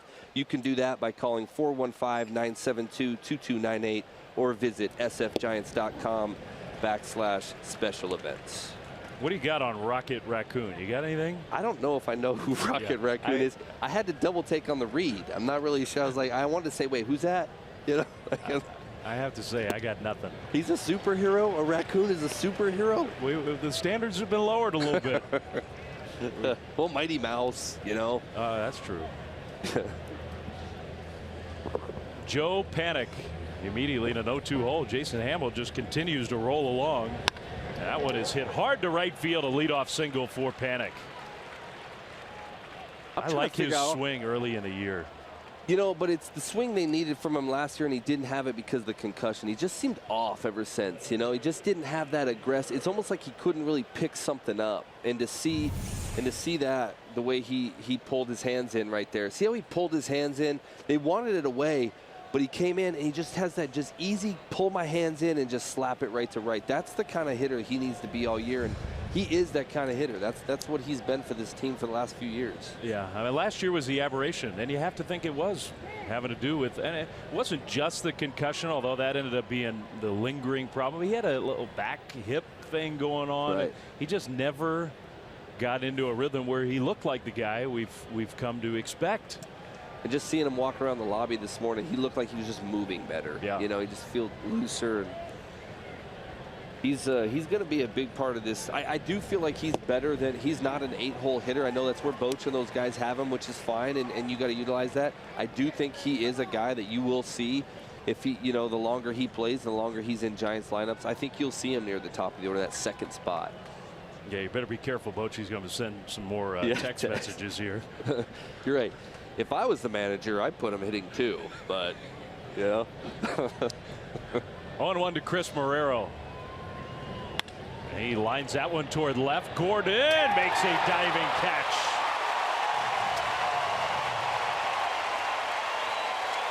Great catch by a guy. You know, when he came up, he was a third baseman. And to have a guy come in and make the plays that I've seen him make, he's a Gold Glover out there, but that's an athletic play, and he almost overran it. It kind of carried a little bit on him. If he doesn't get that glove up, it's over his head. But man, to have an outfield like they have, the athletic outfield that they have with a big outfield that they have, this is where you come in as a pitcher and say, I need to throw strikes. I have the guys that can run these balls down and make plays for me.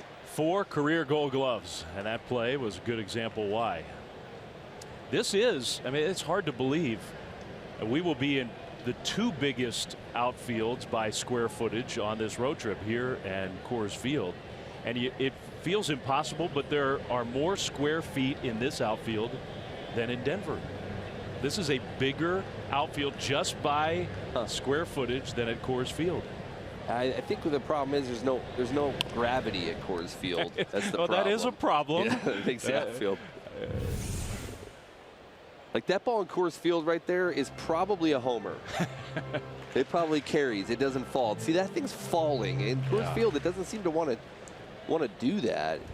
It's a fight to the bat rack when you go to Colorado, I can tell you that. Yeah, and this definitely is not the hitter's park that Coors is, but in terms of priority on your outfield defense, having to cover a ton of ground, these 2 places where the Giants would be on this trip put a lot of pressure on you. Yeah, and this ballpark does yield a lot of triples, though. I mean, if you don't have the right route as an outfielder here, this is a triples ballpark. You can get balls hitting on it because it has that. This outfield has that perfect circular motion. So if that ball hits in a certain way, it kicks and it rolls along the warning track. It doesn't come back at you necessarily, and that's where those doubles turn to triples. And you get guys like Mondesi, or they had Dyson last few years, that can be inside the Parker if you're not careful. Well, Denard Span, he can hit a triple. Up for the 3rd time against Hamill. He takes that one a little bit low. Trying to get his season going, and of course his season got interrupted right away. Played 1 game and then had to miss the rest of the series in Arizona. Yeah, that's a frustrating thing as a hitter when you're trying to get going, and you know to get hot at the plate, you have to see pitches over and over and over again, and to take a step back, especially with a hip issue, which is going to cause you to feel a little bit off now when you're hitting. It just is a frustrating. It's like as a pitcher, you have a nagging thing once you get going and you can't throw the ball right and you have to take a step back. It's all about rhythm with these guys, and these little nagging injuries, you know, you can deal with it in August maybe, you know, as you kind of are feeling comfortable, but to deal with it right out the gate is kind of tough. One thing, second time through for the Giants against Hamill was a lot better. Now only 2 hits out of it all, 2 singles. But Belt hit it hard, Hundley hit it hard, Marrero hit it hard, all for outs. Panic runs. Giants put a play on. Span got a piece of it, but just a foul ball. Good hit and run count. Giants put it on, didn't work. Good jump right there too, but that's what that slider does, and this is even, you can see he's more comfortable now. You know, he had been walking some guys, he's carrying some high ERA numbers. He hasn't had that slider, and now you know he feels good with that slider when he's throwing it 2-1 in those counts where he knows they're 1, they're a hit and run count, and 2, he knows it's a hitter's count, so he has to throw balls with movement in the strike zone and in and out of the strike zone, and that's what he's been doing all night to the Giants hitters, and it's been causing a little bit of some issues. 2-2. Strike 3 call. You come with that pitch after you throw a slider in like that, and then that ball looked about 6 feet away to Denard. That was a tough pitch to have to approach. That's a generous strike right there. This guy, you know, he's known, Lance Barksdale's known as a pretty tight umpire, and he kind of gave him a few inches on that. He's usually a hitter's umpire, so to see him give him that call right there, especially when Salvador wasn't even set up over there, that was a pretty generous call. I'd be tipping my hat if I'm Hamill. Well, you're right. It's not like he hit the target perfectly to be well framed. There's a ball to Belt. And that is the scenario where I asked to be pulled out of the game. When I get a curveball called the ball like that, I'm not going to be able to pitch tonight. I'm kind of looking the dugout asking for a little bit of a warm-up from the bullpen. Come in there. I need that call. That's about all I got. Yeah. So if that's a ball. Yeah. I might not be able to pitch. I might have pulled my hammy just now. I think I pulled a hammy. That one is definitely down and in with a fastball. 2-0. This one will be pitch number 70 from Hamels. He's been efficient.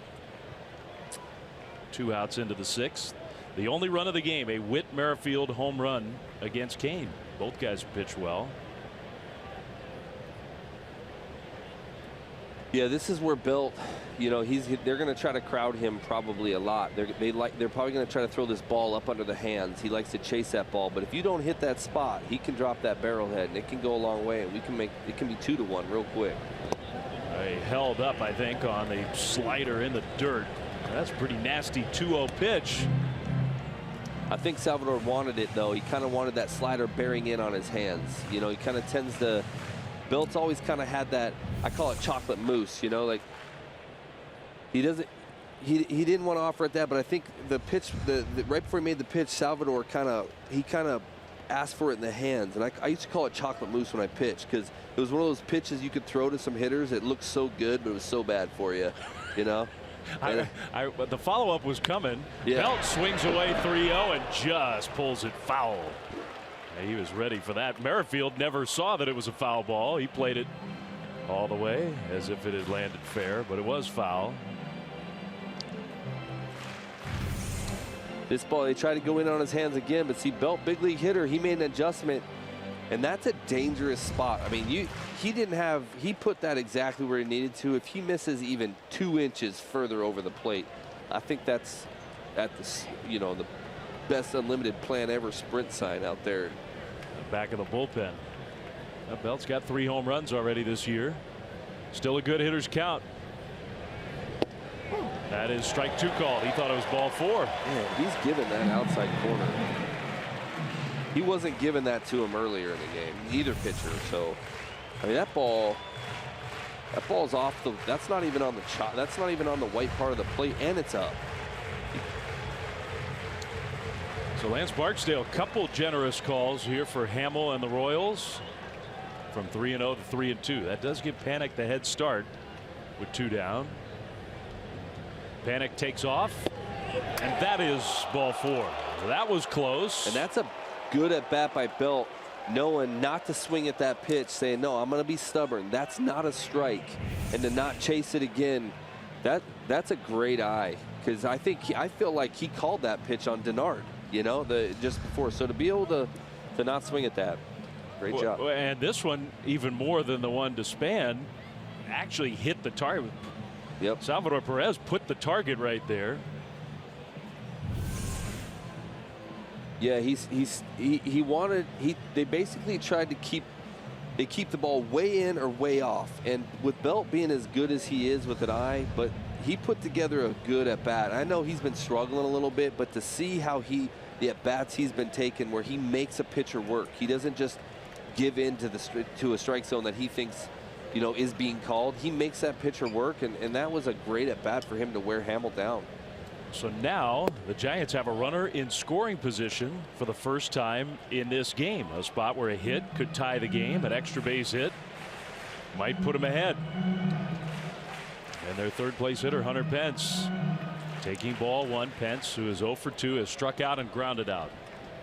And Hunter doesn't have to chase any sliders. You got Buster coming up on deck. This isn't at bat where you need to be patient, get your pitch, and drive something. Hunter's not looking to chase. He doesn't have to make something happen because he has Buster coming right up behind him. And facing Buster with bases loaded, you know, that's not always a very comforting thing. I don't know what Buster's numbers are, but it's not always comfortable to face a guy like him, bases loaded. Ask, like, just to pick one, Matt Latos. Yeah, Matt Latos tried that. That didn't work out so well for him. Did not. 2-0. Pence took a good cut and fouled it back. He got a fastball. 2-0. Yeah, different scenario. Maybe Hamill just is stubborn with the breaking ball trying to get Pence to chase, but you got Posey in the on deck circle. Yeah, you got him in the deck circle. I think you're just seeing how comfortable he is with that slider to be able to feel like he could fall behind with it, you know, to keep throwing it. And they know Hunter, he'll tend to chase those if he has to. It just depends on how he's feeling that day. That one is lined into right field, base hit. Panic coming around third. Merrifield up with the ball. His throw cut off. Panic scores. Tie game.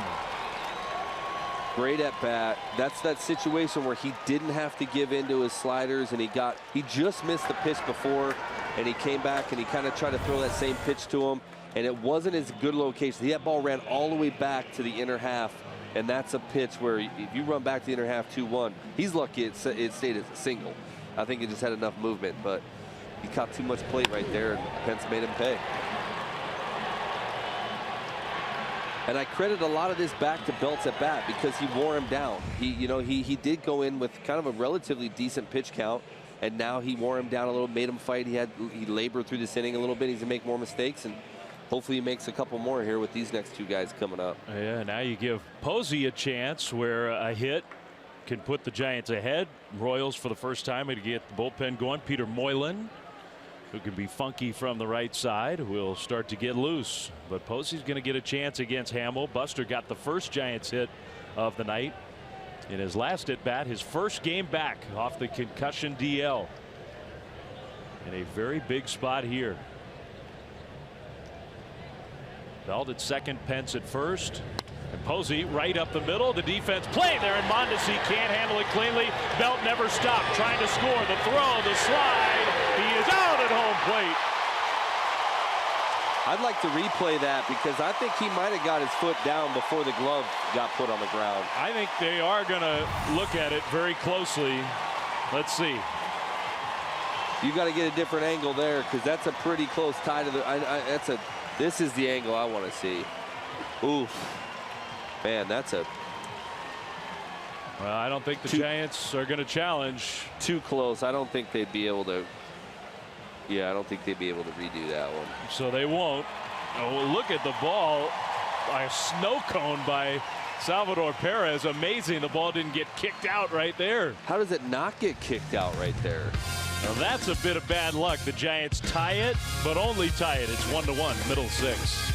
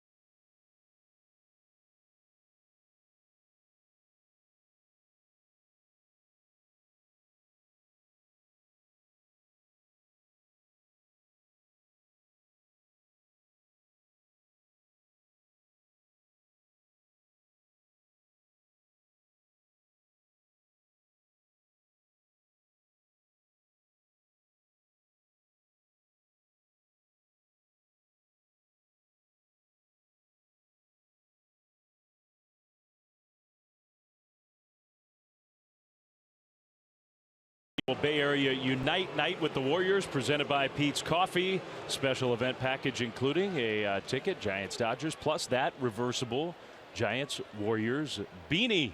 You got to get the special event ticket to get the beanie. sfgiants.com/special events, the place to go. Well, the Giants have tied the game. A very close play at home plate. Thought they had a chance to go ahead. Instead, it stayed tie. First pitch swinging Mike Moustakas skies one to left, and Chris Marrero moving to his left for out number one. Well, let's see it one more time. The tag. I mean, I just cannot believe that ball didn't get kicked out. It's like Belt kicked it in, though. See that? Yeah. See how he shoved it into the glove rather than kicked it out? Yeah, that's exactly what happened. Because he almost came back out again when he showed the umpire. That is very fortunate for the Royals. Are you okay with the decision to try to score there? I kind of like it. I like being aggressive in that situation. You got to make a perfect throw, and it really wasn't that perfect, obviously. But that second baseman, Mondesi, couldn't even like hesitate. He had to like come up and immediately throw, and it was an inch from going the other way. So I felt like it was the right move, and it's being aggressive. And when you have a team right now struggling to score runs, see if you can jam them in and see what happens. Kane to right field, 2 down.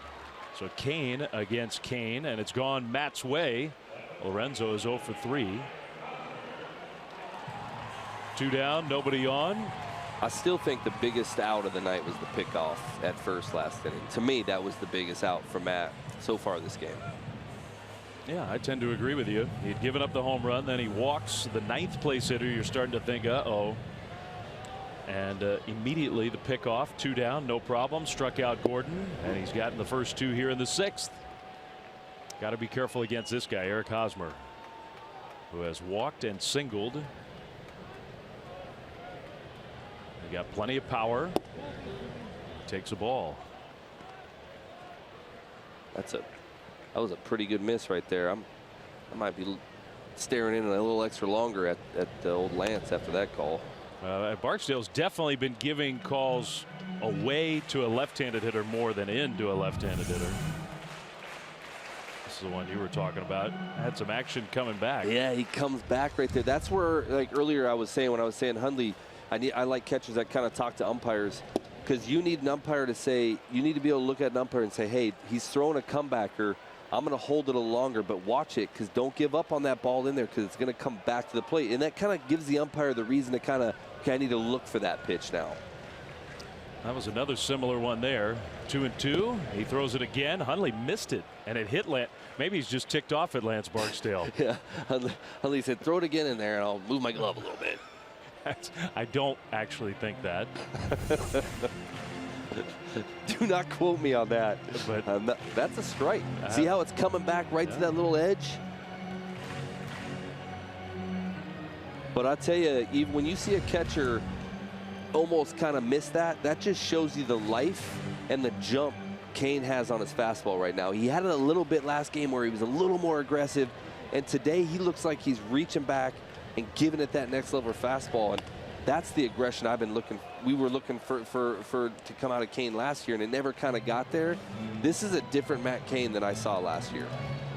I agree, and I think these last 2 starts, the fastball has been the biggest difference. I think. Agreed. 3-2. He shattered his bat on a weak defensive swing. What a pitch from Kane to get Hosmer. So 1-2-3 inning after the Giants score. John's coming back over. Nice job, partner. Yeah, good hanging with you for a couple innings. 1-1.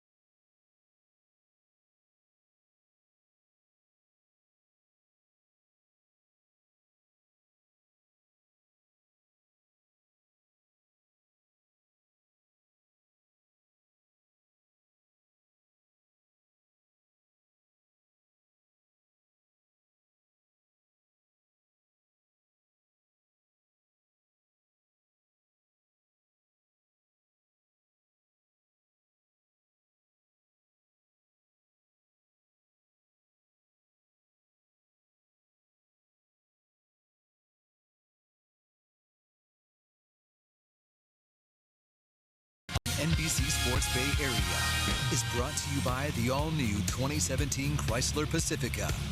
By AAA. Get a free Giants welcome mat. Restrictions apply. Go to AAA.com/Giants or to a AAA branch for details. By Southwest. Yes to low fares with nothing to hide. That's transparency. By State Farm. Combine auto and renters and see how much you can save. Talk to an agent today. By Heffernan Insurance Brokers. Insurance and financial services for you and your business. Visit hefins.com. And by Toyota, the full-line automaker with the longest-lasting vehicles in America. Toyota, let's go places. Well, John Miller back with me in the booth playing musical chairs. You got your radio fix in, did you? How was it up there? I enjoyed it, painting word pictures, doing exactly all the things you have no need to do on the television. How would you paint that picture right there? Could be extra bases. He's going to test it. And chief! It was close. The quick release throw there by Gordon, and he put it right on the bag. Oh, man, that's why you're the best, John. You should be in the Hall of Fame. Well, let's see if the Royals are going to want to ask for a replay review on this one. That's begging. No begging. Great heads up by Crawford, though, right there. Coming in and making a great slide. That was a bang-bang play, but I like the aggression that our boys are showing right now on the base paths. Nevin, I like that he tried to shove Belt in right there. I know he got thrown out, but it was by inches. I like how he did that. Crawford coming out, starting the inning, the double. Could have been a single. He turned it into a double. Good aggressive base running. Well, he obviously was thinking double right as soon as he left the batter's box. A foul out of play by Nunez, who has grounded a short twice in this game, once into a force play. Right now, he does not want to hit a ground ball to short. He'd like to knock Crawford in, or at the very worst, get him over to third base.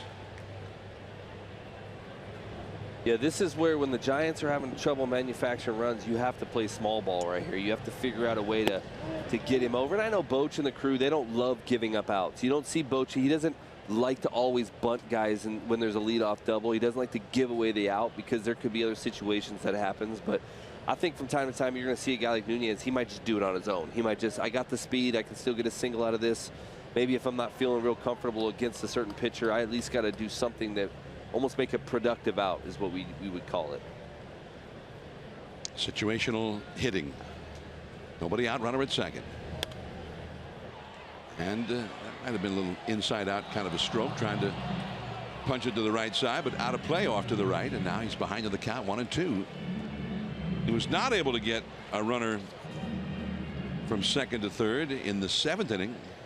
The Giants were down by a run day before yesterday against Colorado. He ended up hitting it back to the pitcher. Bruce Bochy said after that game, he said, well, he's one of the best in the team at being able to go to the right side. Yeah, and that's where a guy, I think, that's where he doesn't necessarily want to give up an out right there because he can do it anyway. So what if you slap it through the right side and get a hit out of it? We know you can hit it over the right side. We don't have to make you bunt it.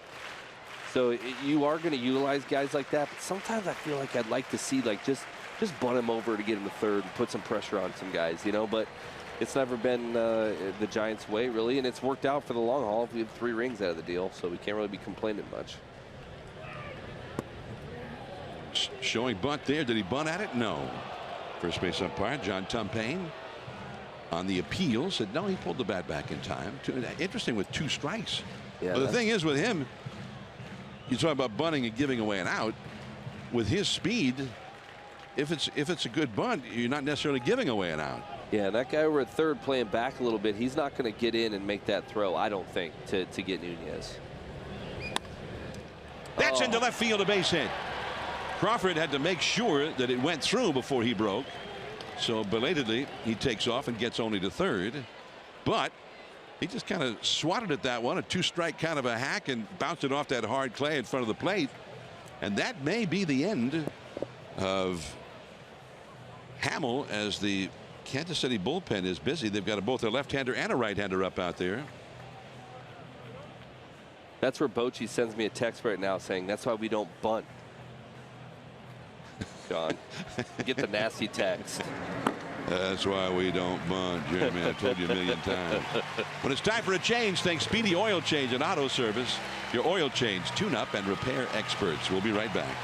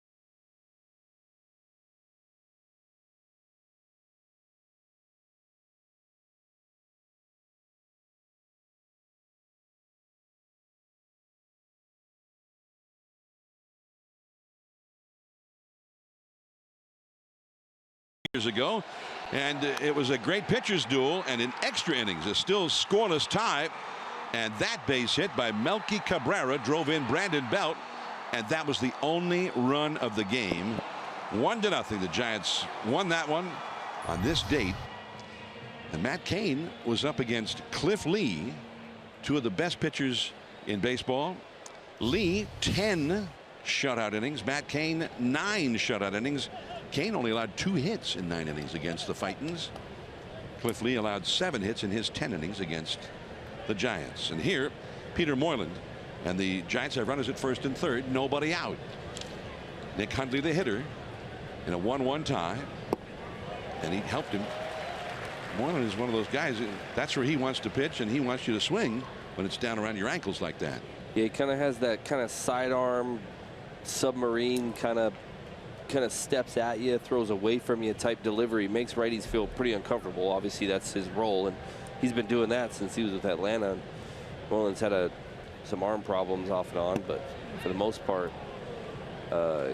he's had some delay in his career, but he's always, I thought he's been a very effective pitcher for the most part that I've seen him pitch. Well, Ned Yost, he wants really probably a strikeout first and foremost here with nobody out. But Moylan is very adept at getting ground balls, and he likes to ground ball right at somebody. The middle infielders are back sort of halfway.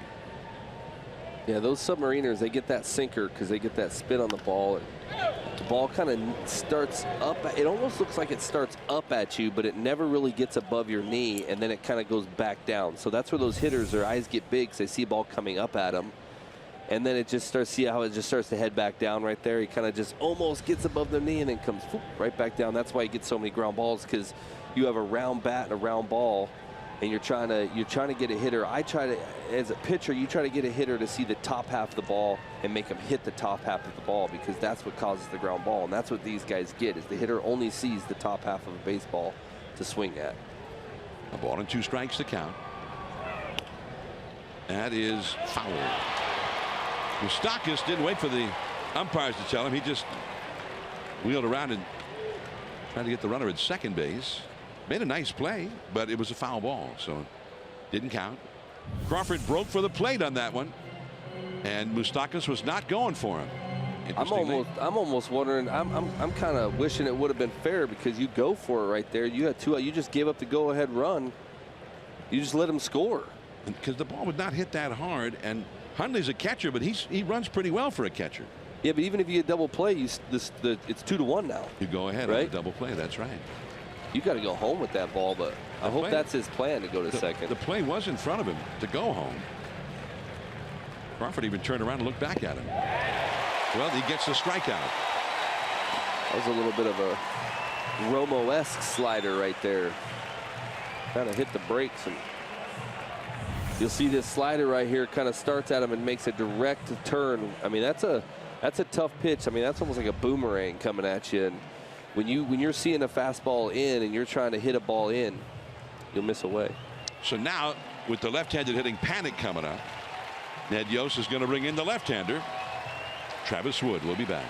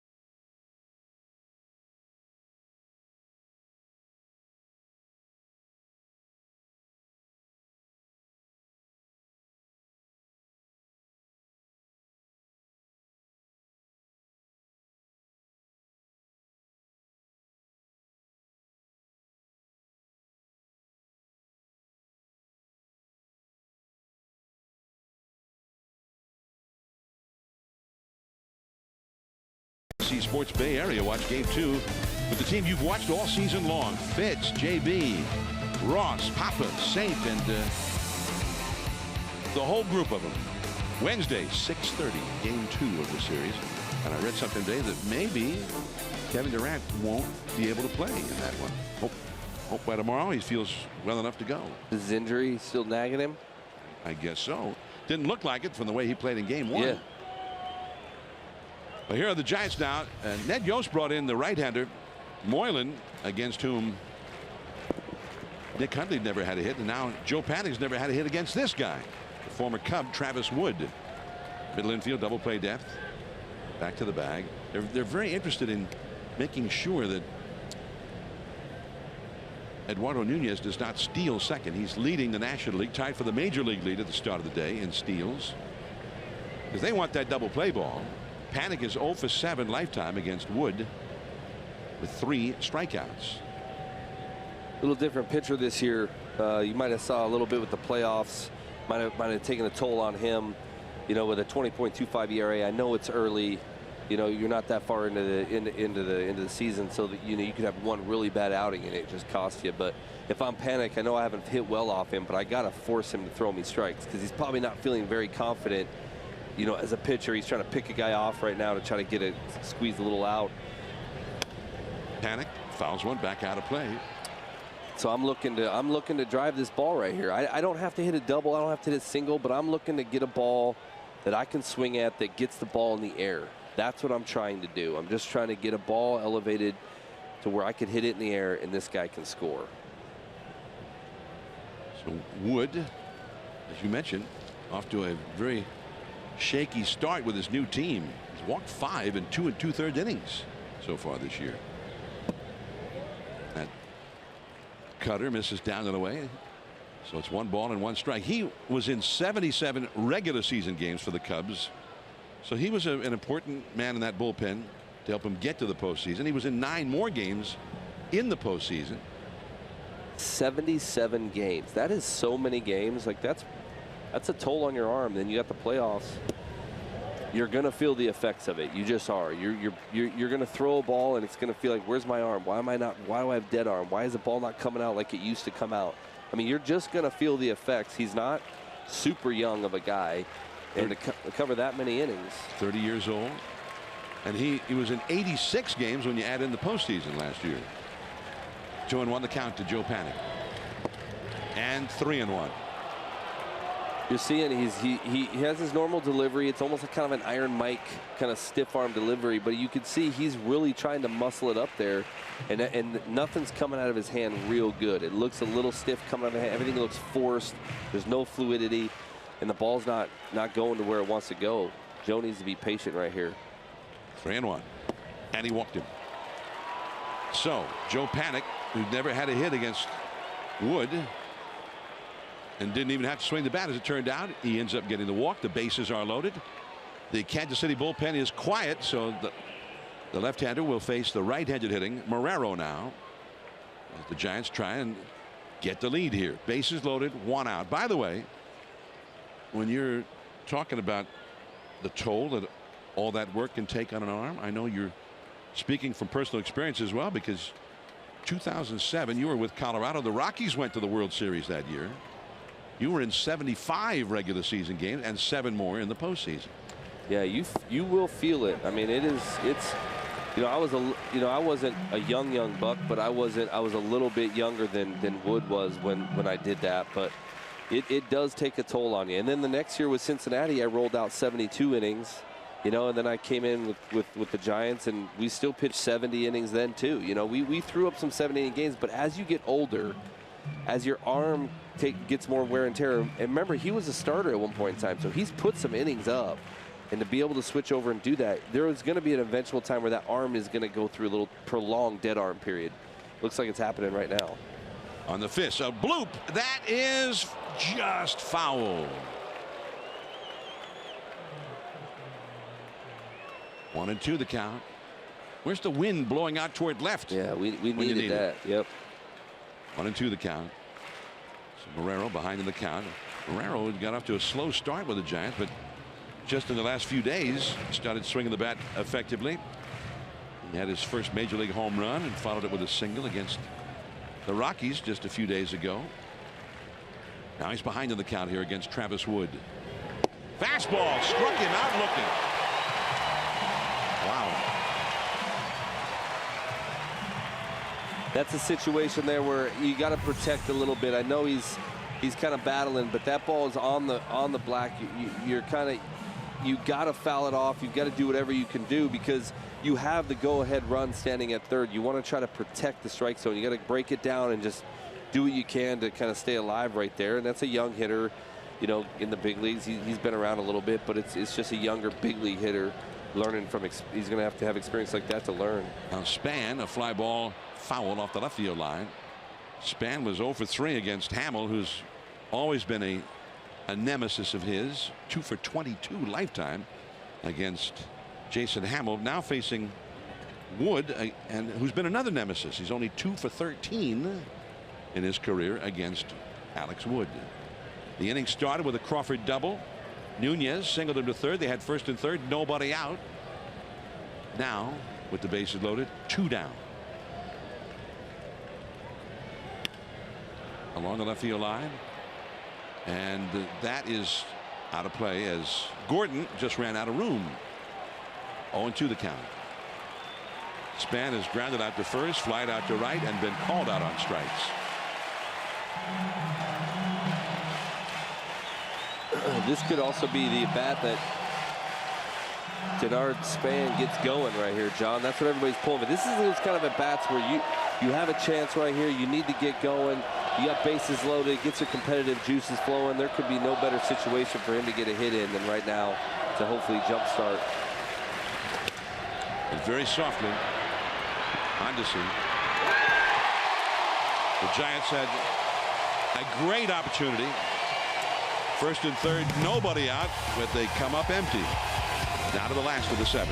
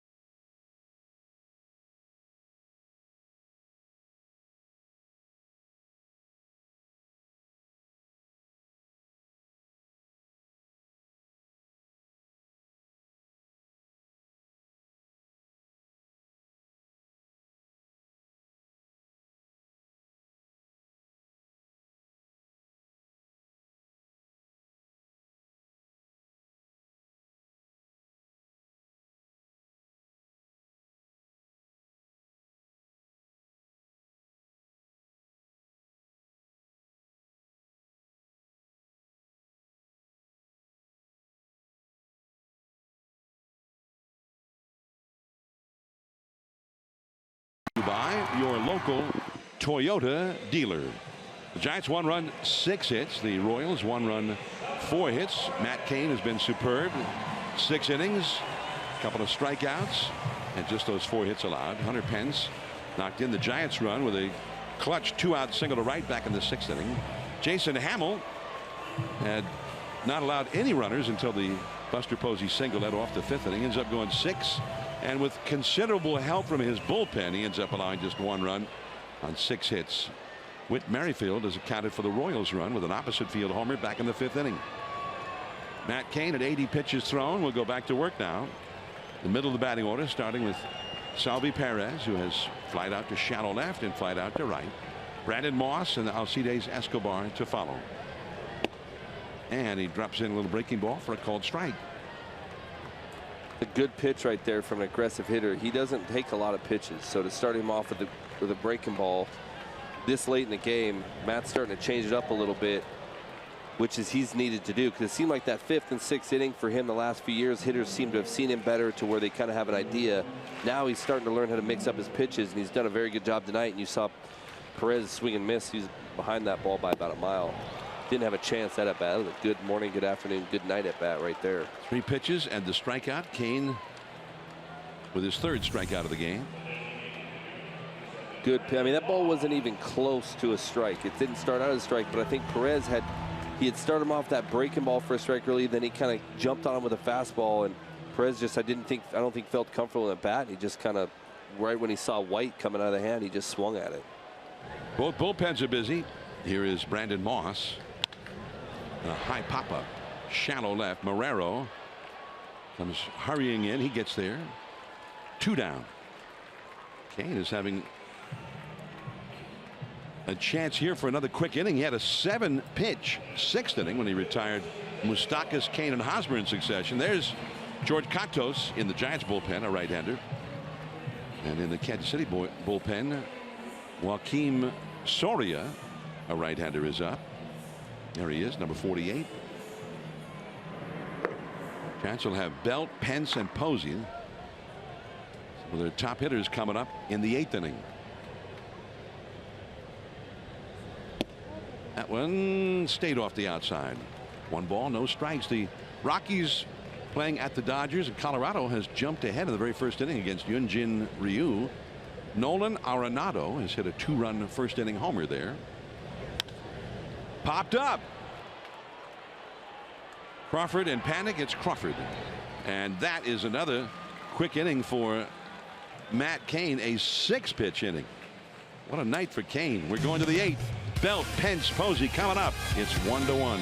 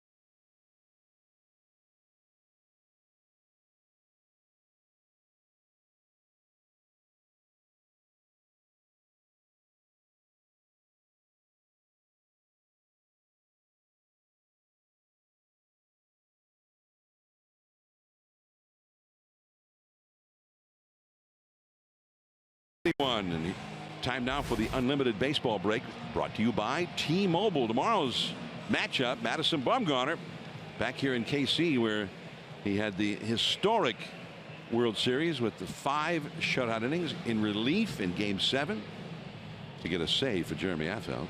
That's right. And he's up against Jason Vargas. The Giants saw Vargas in that World Series as well. And Vargas is off to a great start. He's doing some of the best pitching he's ever performed in the big leagues at the beginning of this season. He's got the 3rd best ERA in the American League, as Joaquim Soria is in to pitch now. It's time for a change. Think Speedy Oil Change and Auto Service, your oil change, tune-up, and repair experts. See his numbers: 6 innings, no runs allowed. Not 6 innings, 6 outings.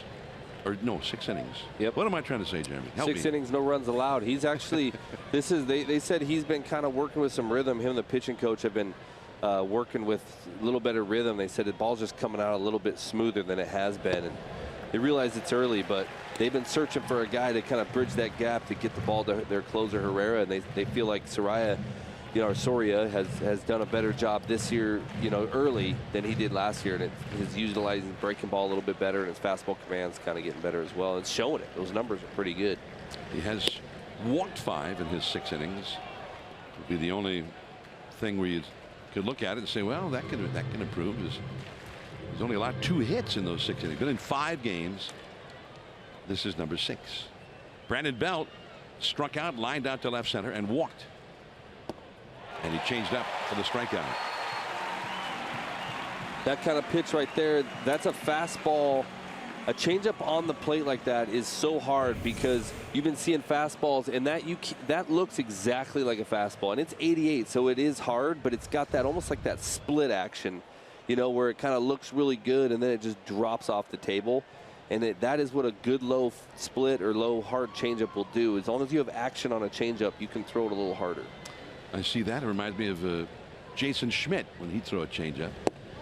People would come over and say, is that a splitter? What is that? It just plunges down, and he would throw it at 87, 88 miles an hour. Yeah, with hard changeups, as long as you have action on it and it's down, it'll be effective. But if you have a hard changeup and it's straight, it's no different. Just look at a straight fastball, they'll hit it. But it's all about the action. Hunter Pence, base hit to left field. 2nd hit in a row for Hunter. He hit one into right field with 2 down in the 6th inning that knocked in the Giants' run. So now Buster Posey will come up. Giants bullpen is very busy all of a sudden. They have both a left-hander and a right-hander heating up for the Giants now. Oh, it's block down there, right on the left side. And Derek Law, the right-hander. Law, the right-hander. Yep. I don't think it matters, in this situation. I think that you're looking at Kane, you got to look at his pitch count. I'm thinking that there's a good chance that he's probably going to be close to maybe out of this game. Well, just because you don't have it, you have a DH. You don't have to worry about a double switch. You can move guys around. You can utilize the bullpen a little differently. He's thrown 86 pitches in 7 innings, and just had his 2 best innings. Yep. But everything's been a positive for him tonight, except one guy took him deep. That curveball is in there, 68 miles an hour, and it's 0-2 to Buster Posey. Kane's only allowed the 1 run. It was a home run to the opposite field by Whit Merrifield, and it is Merrifield who leads off in the last half of this inning. I don't read body language all that well at times, but when you have a sweatshirt on and you're leaning against the rail, I'm thinking you're possibly done, John. I don't think he's coming back in the game. That is a broken bat base hit. Buster. Pence could not run hard because he had to make sure that Escobar wasn't going to catch that ball, so he gets to second. That bat ended up in about 40 pieces all around the infield, isn't it? It's just how strong he is. He just has a good swing, and he can muscle balls out of there. It's really good to see Buster and Buster's best friend on the base paths, John. You know that? It's like it's meant to be. It's like a story written well. The best part of the story is if one of them hits a grand slam, Yeah, good point. It'd be great to see both score. Maybe hug a little bit, get a Buster hug out of it. That would be cool. So Hunter Pence is the runner at second. A good friend of Buster Posey, who's at first. Brandon Crawford, who had a double his last time, right past the third base bag. And it's ball one. Crawford was out by a microscopic margin at home plate. I never saw an angle that convinced me that he was, I mean, without question, out at the plate. I think what we saw with Belt, you mean, when he got thrown at home plate? Oh, I'm thinking Belt. That's right. Yeah. In the sixth inning. Yeah, I think what we saw is the snow cone. The snow cone. We thought the ball popped out, but you could see Belt actually shoves the ball back into the glove, and the glove was a hair in front of the plate. So it was almost like it was an inch away from being a safe call. I read it as he tagged him on the heel, and the toe was on the plate. Yeah, I probably should have read it that way. What was I thinking? But I never saw an angle that would say that conclusively. This angle, you can't really tell where the front part of the foot is. Yeah, there's the tag, but the toe could have already been on a home plate. You're right. You have a way better view on radio than we do, so you probably did see an angle we didn't see, John. People listening on radio only saw what I told them. 2-1 the count. That could be a double play. There's one. It is a double play. So the frustrations continue to mount for the Giants here in the late innings, getting so many chances.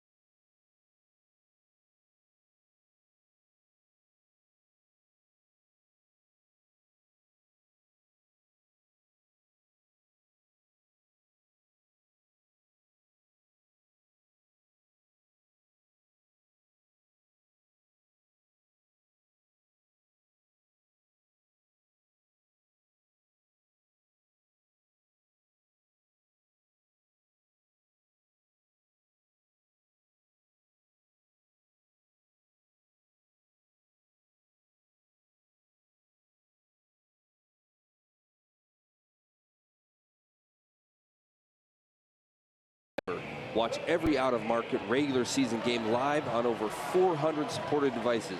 That isn't good enough. You can get a free subscription to At-Bat Premium, the #1 app for live baseball. Blackout and other restrictions apply. Visit MLB.TV for details. Giants won, Royals won, and we got a pitching change for the Giants. Matt Cain's night is over. When it's time for a change, think Speedy Oil Change and Auto Service, your oil change, tune-up and repair experts. And there is Ty Block. Interestingly, he comes on with the right-handed hitting Merrifield up, then the switch hitting Mondesi, and then the lefty Gordon after that. 6.25 ERA. I think, you know, he had one bad outing. I think it's caused that. I think he's thrown pretty good for them overall when he's coming to games. He's gotten the job done for the most part, what they've asked him to do. And they're kind of bringing him in this situation, I think, too, because with a tie ball game, you might have to let him, if he makes this a quick inning and they feel good, he might go back out for another one, and you now saved your bullpen for extra innings. But I think they're just waiting to see, you know, what he does here. And we got a switch hitter, which will help. And he's kind of been utilizing those roles of lefty and switch hitters. The Block has come in and can't find the strike zone here with Merrifield. Merrifield just brought up from the minor leagues today. He was hitting .412 in the minor leagues. Way outside or way inside and not even close. Not a good beginning here for Ty Blach. And that's really just exactly the opposite of every other appearance he's been in. He's come in throwing strikes. Yeah, he is a strike thrower. So to see him, you know, go down 3-0 and walk a guy in 4 straight pitches, but you also see Righetti get on the phone as quick as possible right there, because when you see a guy like a Blach that in a game like this, and he's known to throw a lot of strikes, and he didn't even, you know, really find the strike zone right there, you're not going to mess around. You need to win a game here, and you're not seeing something right away. You want to try to make a move as quick as possible. Well, Mondesi's going to bunt. Hundley got him at first, but the bunt is successful. Merrifield moves into scoring position as the Giants get Stephen Okert, a left-hander, up in their bullpen with the left-handed hitting Gordon coming up. Another lefty, Moustakas, behind him. Herrera, the man who is now the closer. He wasn't the closer when the Giants played the Royals in the World Series 3 years ago. They just saw the closer from those Royals over the weekend with Colorado. Doing a great job for the Rockies coming back from surgery. Greg Holland. Kelvin Herrera is now the closer, and he's getting ready should they take the lead here, and Gordon is going to try and put them ahead, and he got hit. So Blach really looks out of sorts. Sync. Yeah, he does look out of sorts. I don't know if they're going to really want to. With Okert's probably more of a ground ball pitcher than a Moustakas is. So they could switch up lefty for lefty right here if they needed to. I think they're discussing that right now, but I don't see that being a bad move if they do make that move. Rags is going to go out there and probably buy some time a little bit, slow the pace down. Rags does a really good job usually when he goes out there just kind of keeping calm. He doesn't get too overly excited. He can relax you out there, and he's just going to go over a game plan with him. So often it's just to try to help you calm down. Does he give you to say this guy does this guy you should try that? Or yeah, I think sometimes he'll like, hey, you know this guy here, you want to do this, make sure we remember to do this with him. You know what, you're one pitch away. You got a double play situation. He's not a fast guy. If you get the ball, go to second. He just kind of reminds you, because he knows that these situations, especially a young kid, sometimes you got a lot going through your head right here, and you need to calm down and remind yourself how to simplify the game as much as possible, and that's what Rags does a good job of doing. George Contos is going to get up again, the right-hander. You've got the right-handed hitting Lorenzo Cain on deck. 2 men on, 1 man out for Moustakas. A check swing on that slider. 1 ball and no strikes.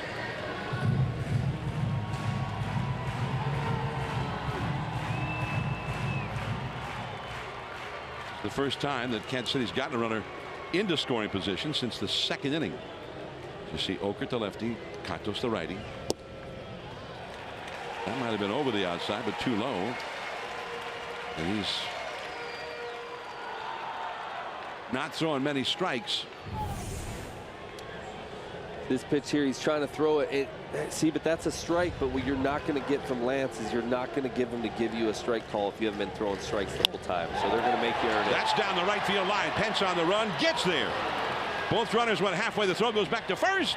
Not in time. Great heads-up play by Pence going to first. He almost got him right there. Great job. Good angle by Hunter. Get himself a good position to make that throw to first base to try to pick Blach up a little bit. He put it right there on the hop. And Gordon just did get back. And I think off the bat, both of those runners read that as an extra base hit. Oh, yeah. They just took off. So here comes Ron Wotus with the right-handed hitting Lorenzo Cain coming up. George Contos will be brought in from the bullpen. It is 1-1. 2 on, 2 out. We'll be right back.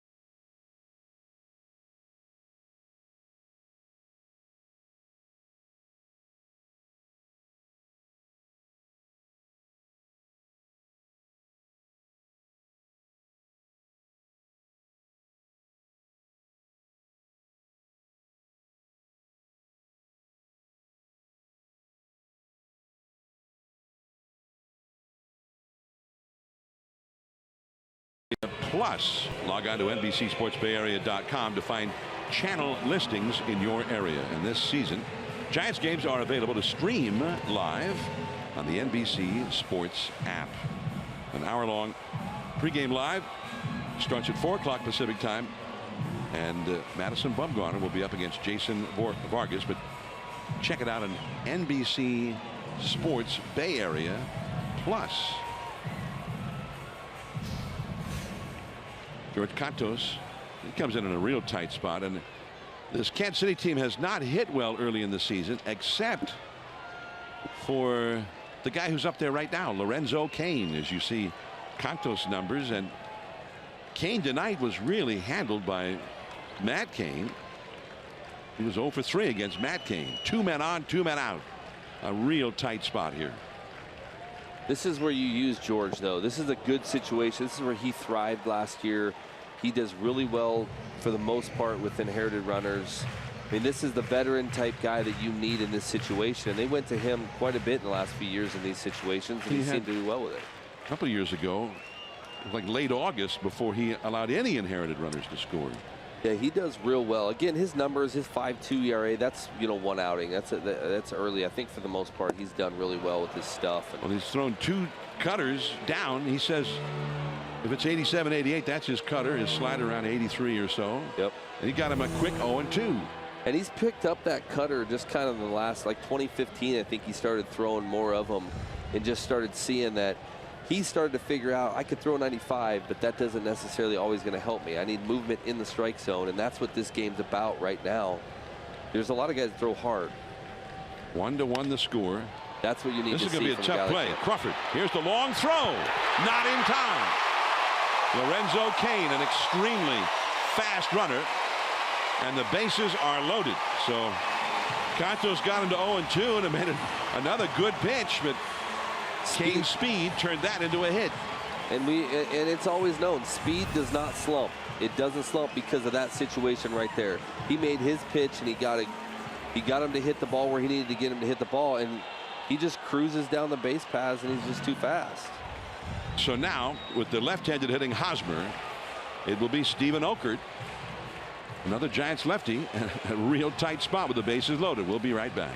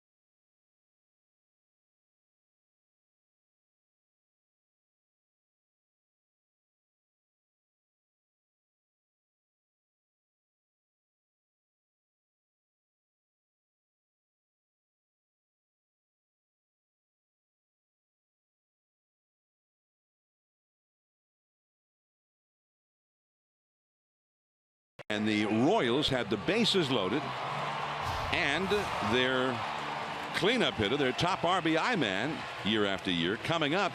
And Stephen Okert got into 16 big league games last year. Jeremy, you see his numbers, and yeah, 3.21 ERA last season with 14 innings pitched, 14 hits, 4 walks, and 14 Ks. And the biggest game for me that I saw was when he was pitching in LA last year. He had just kind of blew a game, you know, where they were blowing those games late. He came in and he blew a game, you know, I think he came in for Strickland and blew that game. Comes in the next time to LA and just took on their main guys and did the job. That to me is what told me that This kid can pitch at this level. It's not just about coming in to mop up. He can actually do the job. Well, it all hinges on this confrontation. Check that. 1 ball and no strike. And that's ruled a swing. Hosmer started, then stopped, and almost as if that's a swing. Hundley heard from you that, hey, check that one. Come on. That is a swing.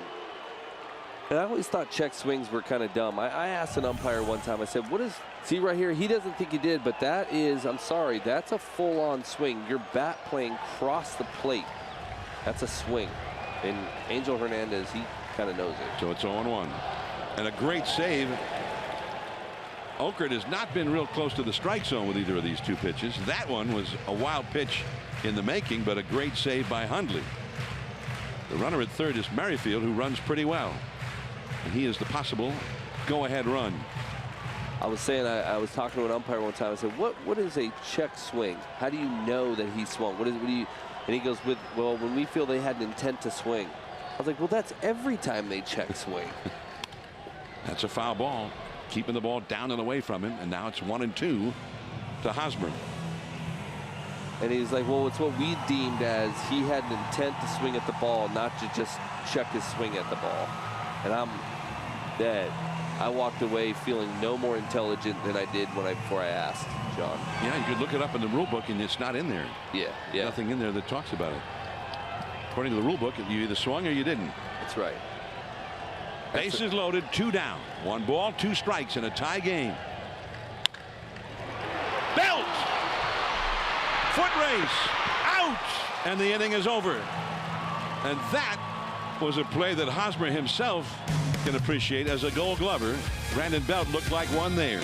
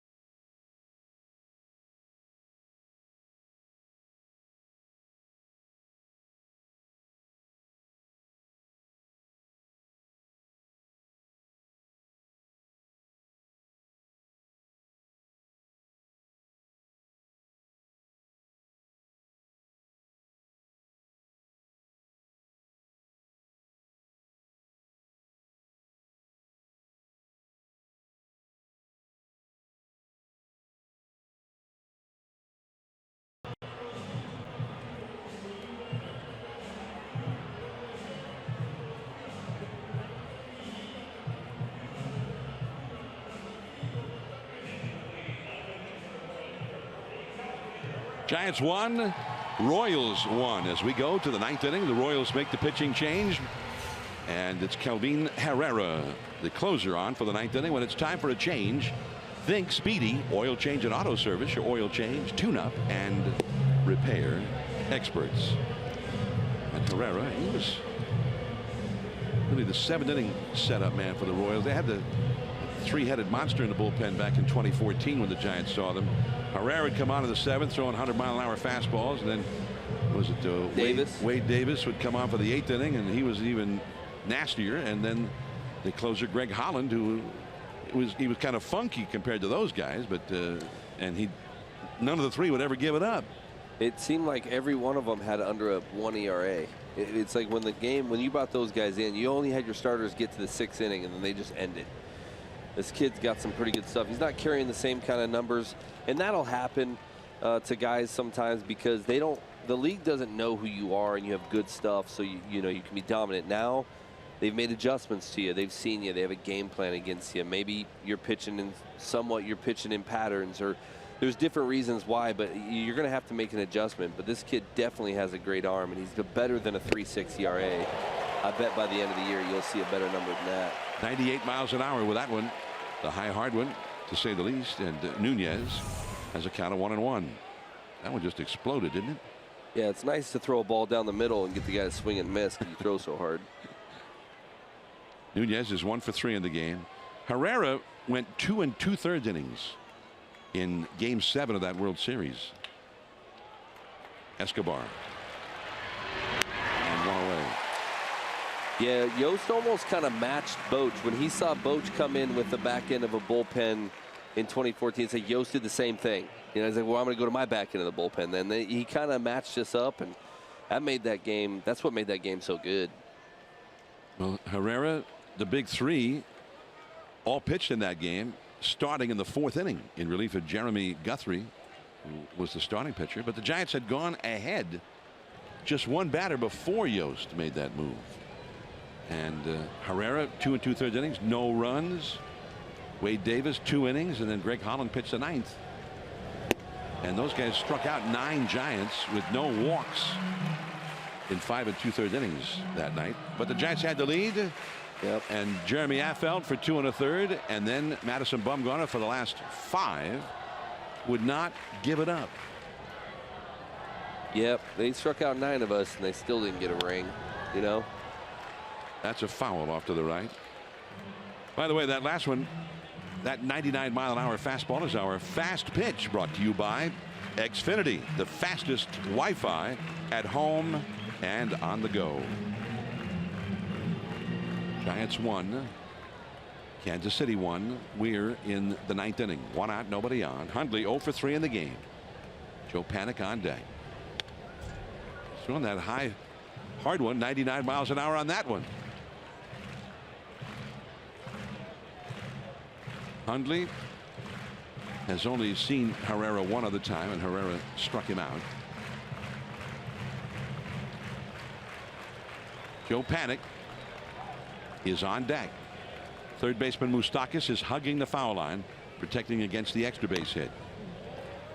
Give up a single through the hole there between third and short, but they don't want to give up a double right along the line. You see how he's playing there on the left side of the screen. 0-2 the count. Giants got a run in the 6th inning. Hunter Pence with the RBI single after Kansas City had scored first in the 5th inning on the Merrifield home run. The Giants have had base runners everywhere you look the last 3 innings, and only that one hit got anybody home. Right center field, and that is caught by Kane. I mean, off the bat, I thought that he had no chance at catching that ball, and Kane just glides across the outfield. He's just so graceful. That ball didn't even get below his waist. He ran into that ball and caught it. I like Hundley's at bats though tonight. He hasn't got much to show for it, but he's hit the ball just as hard as anybody I think tonight has hit. You watch this. This ball looks like it's going to get down, and he just kind of gracefully runs over. I mean, it's just he covers so much ground. That's why we were saying Torrey Hunter a little earlier, because that same with Torrey, you never really thought he'd cover that much ground. He just all of a sudden did. Here's Joe Panik. He has scored the Giants run. Is that a changeup? 91-mile-an-hour changeup? What do you think? That's insulting. That's where you just like you want to almost like spear tackle a guy for throwing a 91-mile-an-hour changeup. When you rear back, squat, throw, grunt, and your best bolt is 90. You know, like the guy's throwing 91-mile-an-hour changeups. Panik has a single and a walk in his last 2 plate appearances. And quickly he's behind in the count. 0-2. That was another one. Was that 92? 91. It says up there, changeup. Ours got it 92. Theirs got it 91. That's his changeup, though. Got good movement. You can see, obviously, he's changing up because they are in front of that ball. You know, he's geared up for 99, and 91, 92 is. Well, he went back to another one there. Plus, it's diving and it's tailing moving away. And for him, he's not a big guy. I mean, he's 5'10". It's not like this guy is a big, tall. He's almost like Billy Wagner.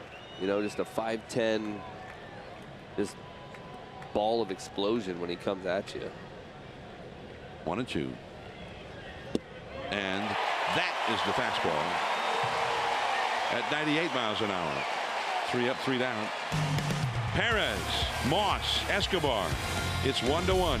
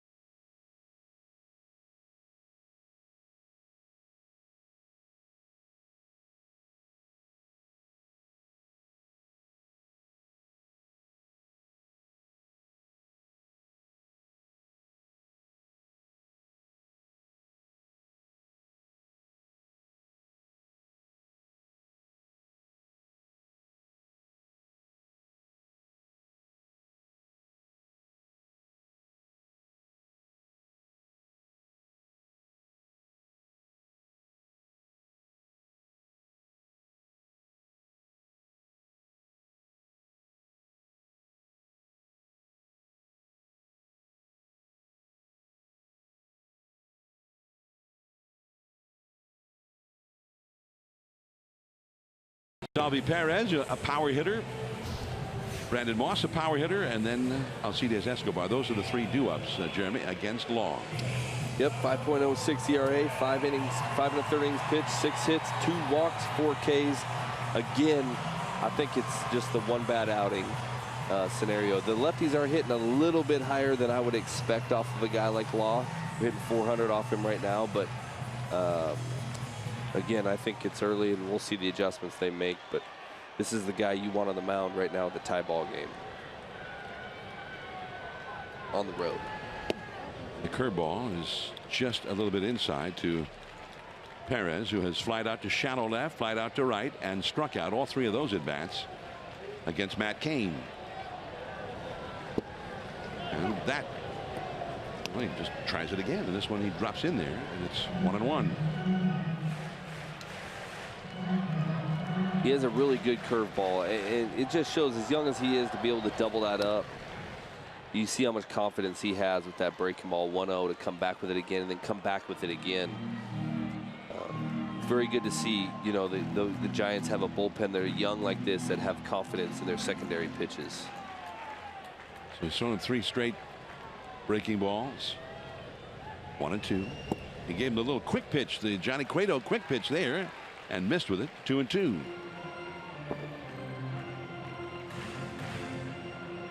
Law is the 5th Giants pitcher of the game. Now you got to be real careful with this guy. Perez has 5 home runs already. Crawford from the hole, sets himself, scooped out by Brandon Bell.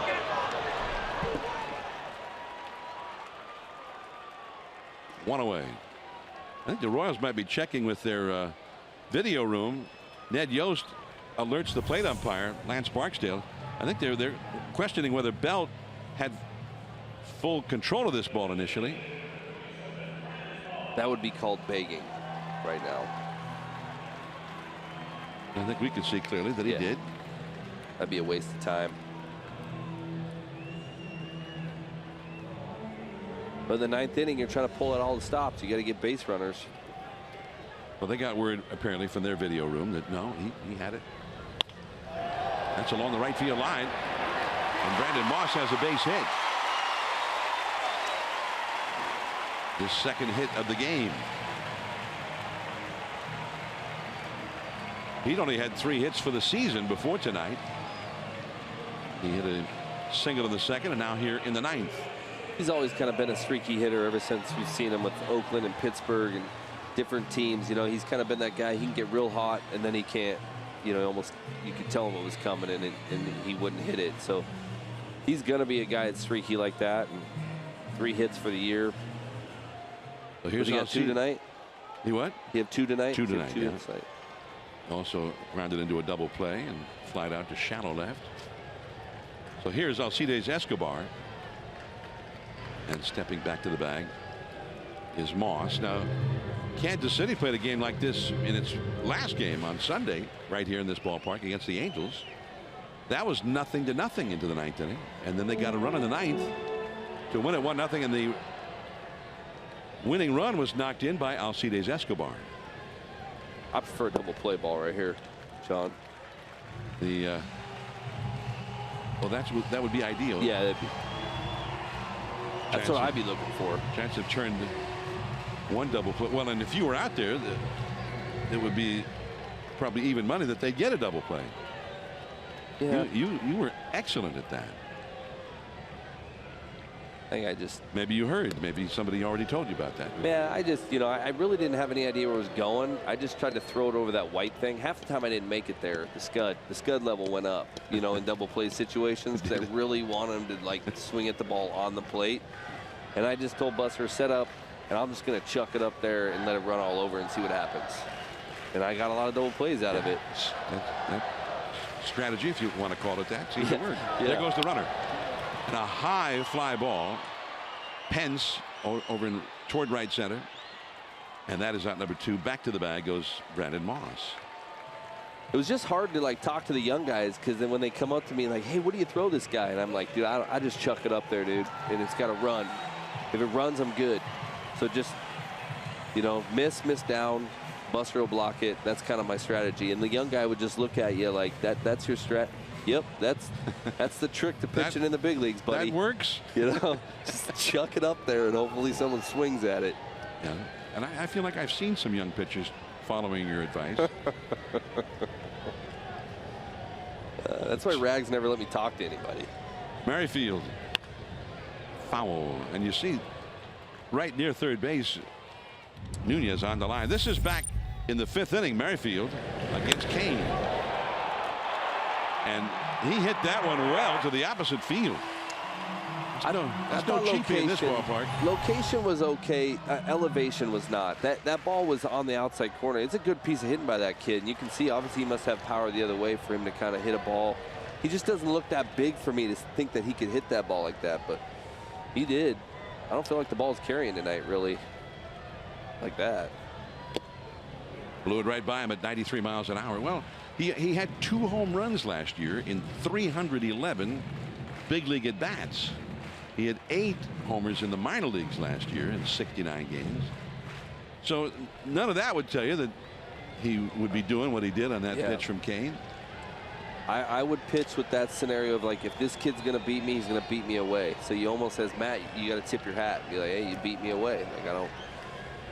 Good piece of hitting. Moss the runner at first, 2 down. In the dirt, blocked by Huntley, keeping Moss at first. You got Belt on the bag with the runner at first, holding against him. And you got Nunez hugging the line at third, playing deep, protecting against the ball right along the line. So they've got the extremes going on the corners here against this right-handed hitter. 1-1, last of the 9th. Outfield is deep.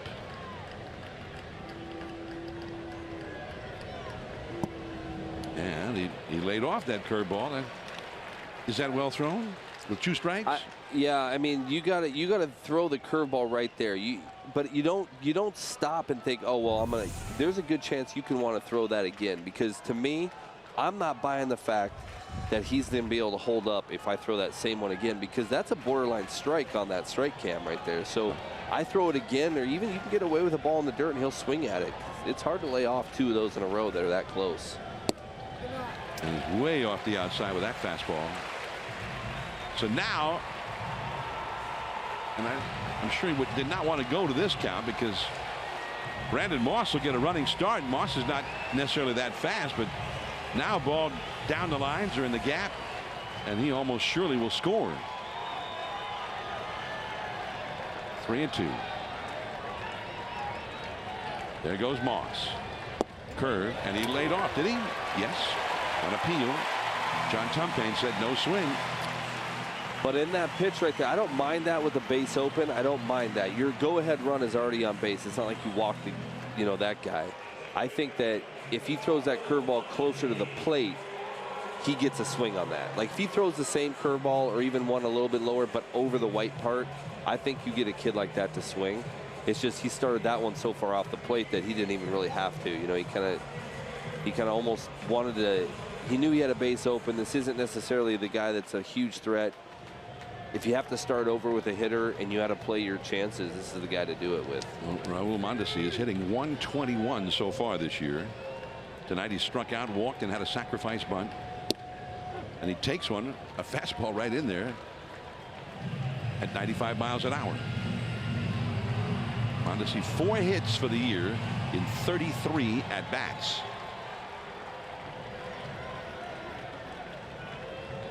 The base hit to the outfield could win this game for the Royals. Moss, the possible winning run at second. On the outside corner, strike 2 call. Those are good aggressive fastballs right there. Those are the 95, 96 mile an hour fastballs. You're coming right at this kid. He's got enough movement. And good pitch right there down and away. I mean, that pitch right, you can't do anything with that pitch. You have Nunez playing off the line a little bit. Can be a dangerous spot right there in that situation. And he puts him away on 3 fastballs. And we are going overtime. Marrero, and then the top of the order. Span and Belt are the due-ups. 10th inning coming up, 1-1.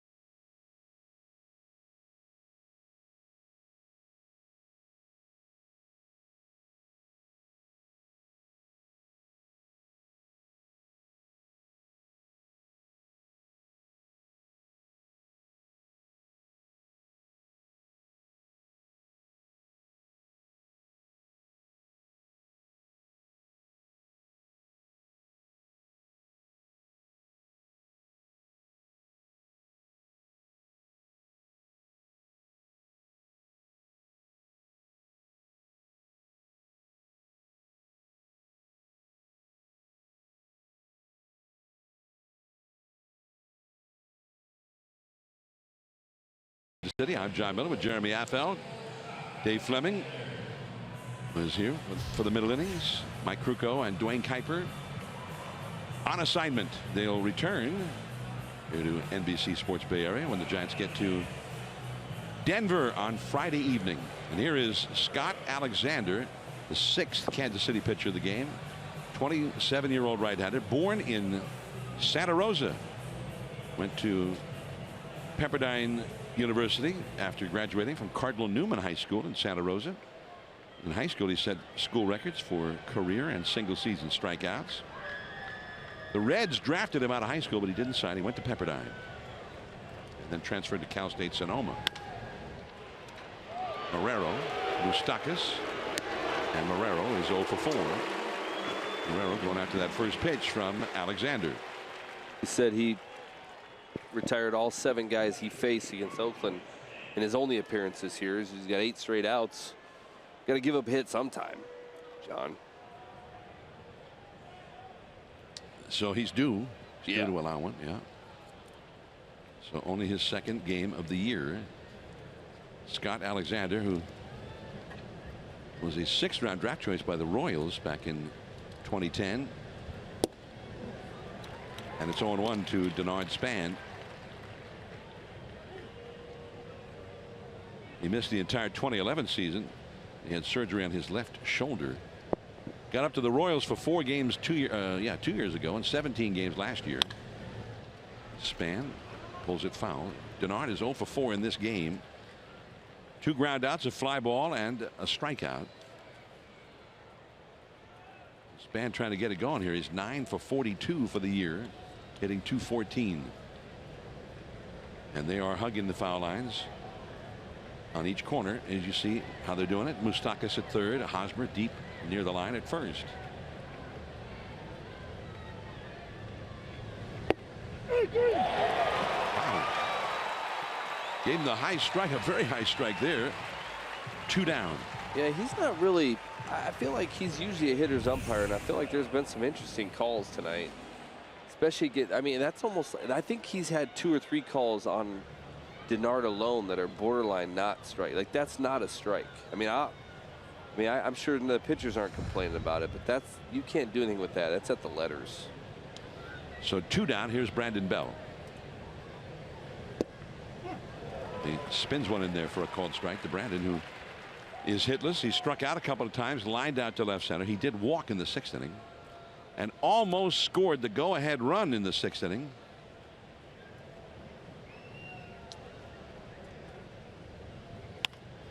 And the little dribbler foul, and it's 0-2. They're not completely overstacked on the right side of the infield against him. The second baseman Mondesi is in shallow right field, and the shortstop Escobar is over behind second base, but not all the way over to the right side.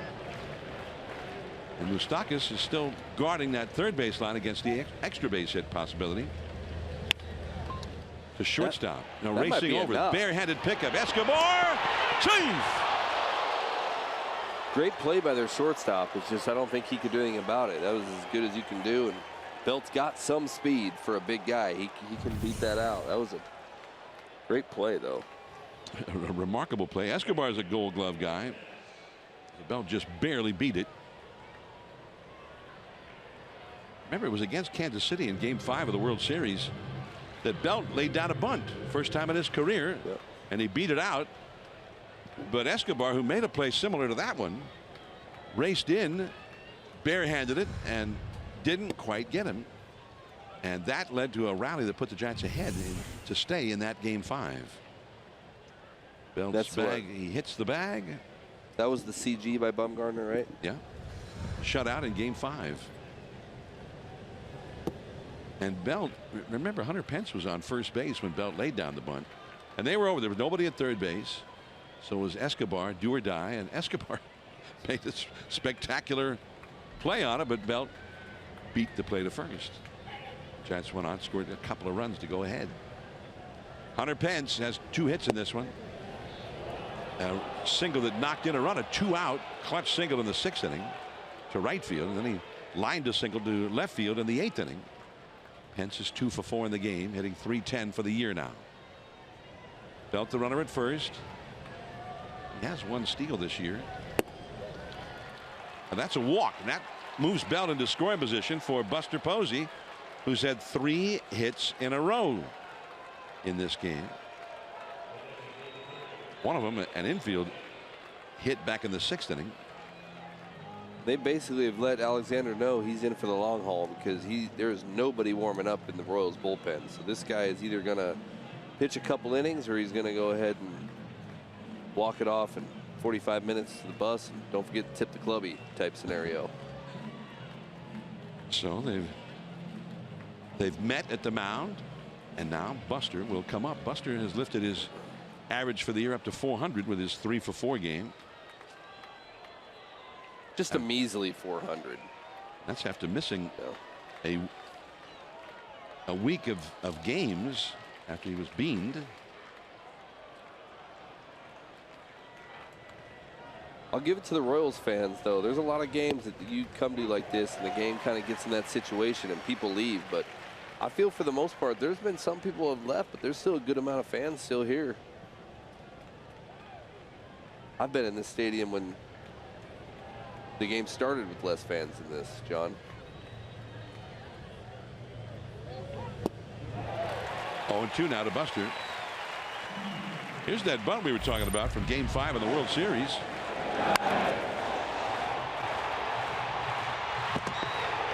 He almost got him, but not quite. That was the first time Belt had ever bunted and gotten a hit. And Bochy still didn't look happy that he did it. See Blanco smack him on the back, and Bochy's like, "What are you hitting me for?" Well, Alexander made short work of Buster Posey, and the Giants strand 2 more runners. They've left 9 men on in the game.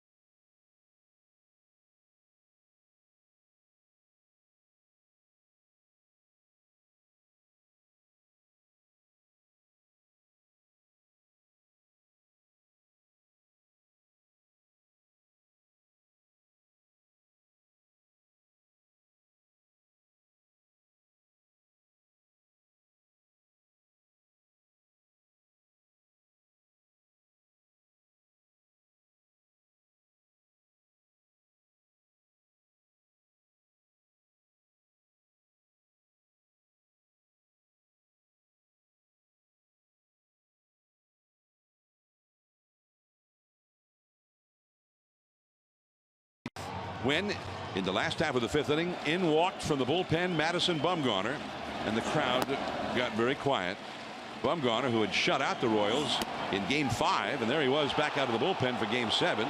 The Giants had a 1-run lead, and Bumgarner went 5 shutout innings. He allowed 2 hits. He had 4 strikeouts, and it ended one of the great World Series performances in the history of the World Series. 21 innings pitched. He allowed 1 run, and that in a lopsided game, Game 1 of the World Series. And there you see his numbers in that World Series, and altogether in that postseason, going back to the division series, the wild card playoff game, the league championship series, Bumgarner had a 1.03 earned run average for that whole postseason.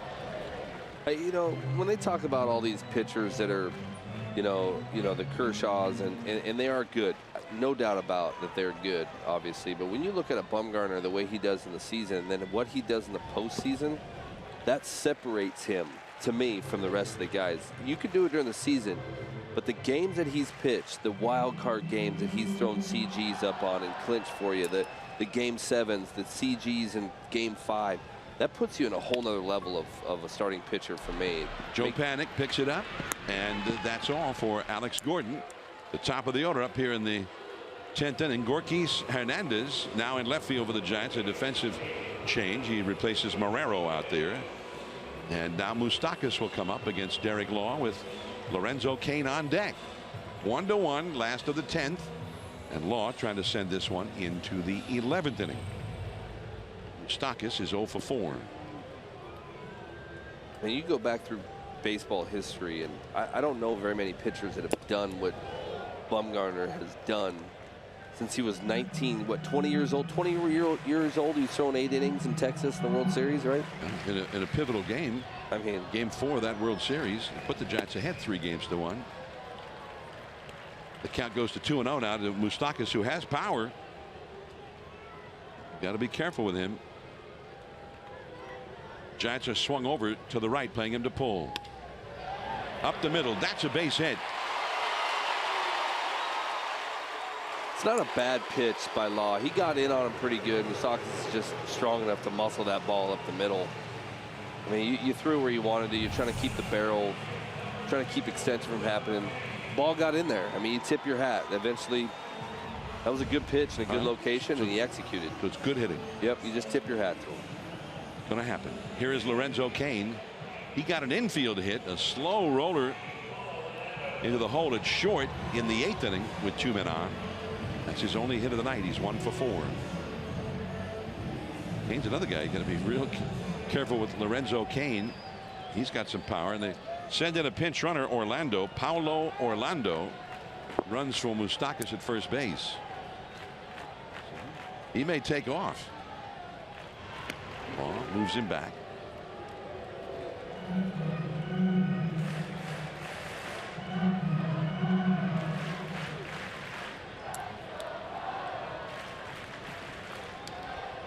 Orlando has not stolen a base this year. No. Did the umpire flinch on that? Mike Krukow calls that an umpire's balk. Yeah, that's pretty much what it is. And then he should apologize to Hundley right now too, by the way. Hey, sorry, I've been ringing you guys up on balls way further outside than that tonight. I probably should call that a strike. He's trying to sell the sizzle though. It's all about entertainment, John. Stressful situation in the game, you know, make the pitcher throw a strike. Paulo Orlando, who resides in Brazil in the offseason, where he was born, Sao Paulo. There's big bass in Brazil. Did you know that, John? Well, if anybody would know it, he would know. I was somewhere where I saw a 20-pound bass come out of that. The Amazon, whatever. Is that the Amazon that runs through there? Yeah. Is it the Mississippi that runs through the U.S.? America. Yeah. You know, it's not the Nile. It's the Mississippi, runs through Louisiana and several states, and the Amazon does run through Brazil. Yes. Yeah, I think that's where I saw fish come out of there. It's 20 pounds. Base hit to center. Orlando's fast, and he's going to keep on going. No, he stops. He turned the corner. The throw into the cutoff man, Brandon Crawford. Double play is still in order, though. That was a good job hitting the cutoff man, not trying to throw the ball to third. Good thing they held up. Jersley held him up at second base there and keeps the double play in order. We still have him right where we want him. Hunter Strickland warming up in the Giants bullpen now as Hosmer, a left-handed hitter, is coming up. And he can hit into some double plays. I've seen it, John. Hosmer. Double plays, especially if Joe Panik is the second baseman. Yep. And Brandon Crawford the shortstop. He loves hitting into double plays. Panik made such a spectacular diving catch of that double play ball off the bat of Hosmer. It really overshadowed the remarkable turn of the double play from Brandon Crawford at second base.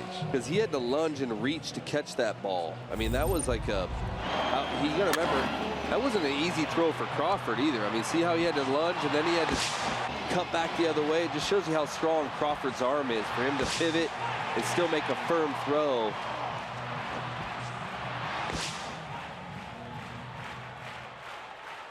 Crawford, that's as excited as he gets right there, John. That was a super celebration from McGrawley Crawford. A little two-clap, golf clap. So here's Hosmer. 2 men on, 1 man out. That is ball 1. Hosmer, 104 RBIs last year to lead the Royals.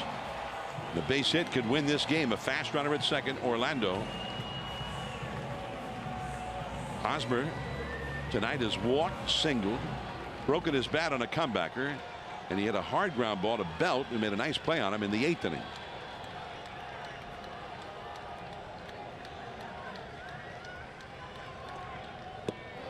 Tried the curve, and that one really got away from him. He might be getting a little tired. You know, usually when you see curves like that, you know, he throws a good curveball, and that's what a pitching coach like a Rags is watching in there. It's like, where is his stuff at compared to where it started? And you see that curveball spin out of the hand early. Curveballs are all about arm speed. You have to continue your arm speed to be able to keep your curveball in the strike zone. When it comes out of his hand early like that, I'll start watching. If I'm a pitching coach, I'd start watching arm speed and his fatigue. Well, this will be his 28th pitch of the night. And a fastball, but off the inside. And Hosmer, he's very aggressive, and he chased it and didn't get it. Almost looked like that ball had a little cut to it as well. Yeah, a lot of times when you get tired, that'll happen. You know, you get 93, kind of get around it a little bit, and it kind of cuts. But I don't think Law's been working on a cutter, but he might be. Saying that was just kind of naturally, he just cut it a little bit on the release point. At second, Orlando. He's the one who counts. He's the possible winning run. Kane over at first. He went back in there this time, taken by Hosmer. Now it's 3-1. Salvi Perez on deck, a right-handed hitter.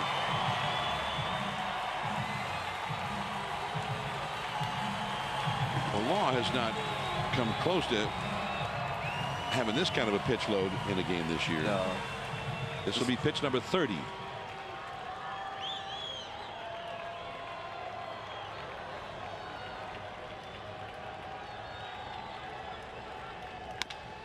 Well, this could be 2. Panic to Crawford 1. Back to first. Hey. 2. No, we called him safe. No. Check that. Are you kidding me? I don't agree with that call at all, John. And Belt, to his credit, immediately put his eyes on the runner, Orlando, coming around third, and then he pointed to Hundley to, hey, remember that guy's over there. And Phil Nevin says, yeah, let's ask him to review it. So you see Ron Wotus, the acting manager. And let's see what we see here. Doubt, John. That's what I see. I could see that from the radio, too. He's so out. Now, as always on these replay reviews, one of the keys on a real close one is what the call was, because they have to have something that's without question to reverse it there to say, no, we're going to reverse that. This proves that it was the wrong call. This replay review is presented by Xfinity. Ted Barrett. It was John Tumpane who made the call at first base. They take the headphones off. Out! And it didn't take that long. Nope. And then what did we say about Hosmer hitting with Panic playing second? Double play, John. History repeated itself. On to the 11th we go. Crawford's coming up.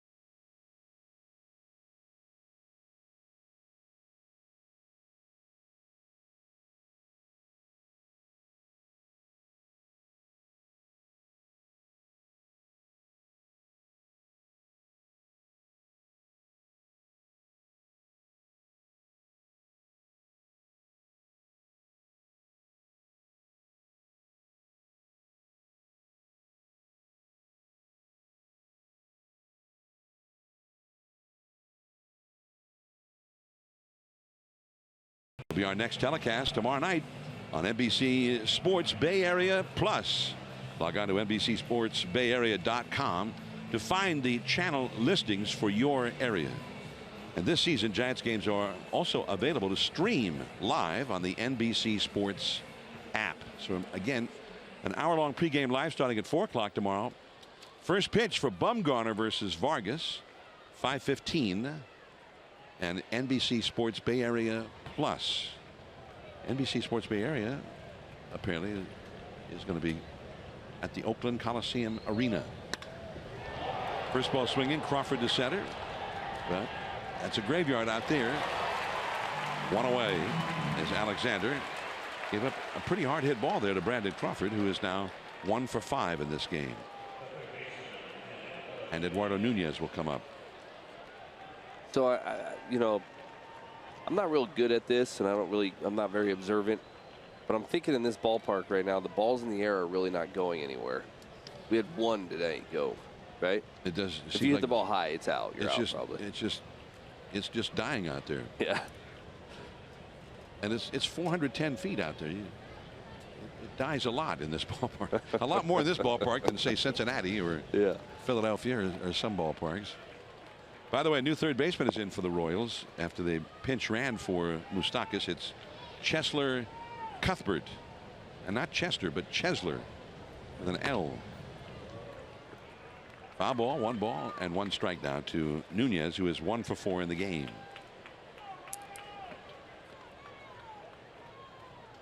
One to one. We are in the 11th inning. The Giants have 9 hits. Kansas City has 8. Both teams have had their chances in the late innings to get a run to win it, but they've come up empty. They both have 9 left on base. It's almost like they have it's like identical. You know, the teams are playing identical baseball. It's 1 run, 9 hits, 8 hits, 9 left on base each. You just have a good matchup here, and we saw that in 2014 the last time we played them. It was just a good matchup. Both teams matched up real well against each other, and it was whoever scored the most runs is going to win this game. And that is strike 3 called to Nunez, who can't believe it. That's high. That has to be high. Did I miss that? Am I wrong? Yeah, that ball's up. Woda's getting after him a little bit right there.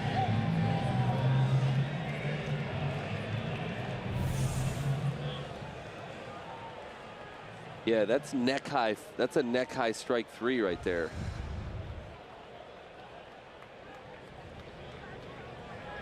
So 2 down.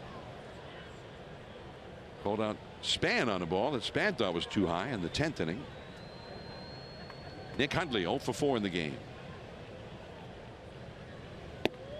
And it's 0-1. Well, he's calling those strikes, so he keeps going upstairs. Yeah, you might as well keep going. The rule of thumb is you climb the ladder. So if he's going to call or he's going to swing, you keep going higher until he stops swinging or he stops calling. And right now it looks like you can probably throw it brim high and still get maybe a possible called strike. I would actually try that, I think. Why not? Back to the screen. Although as Reggie Jackson used to say, get a pitch that's fence high, hit it over the fence.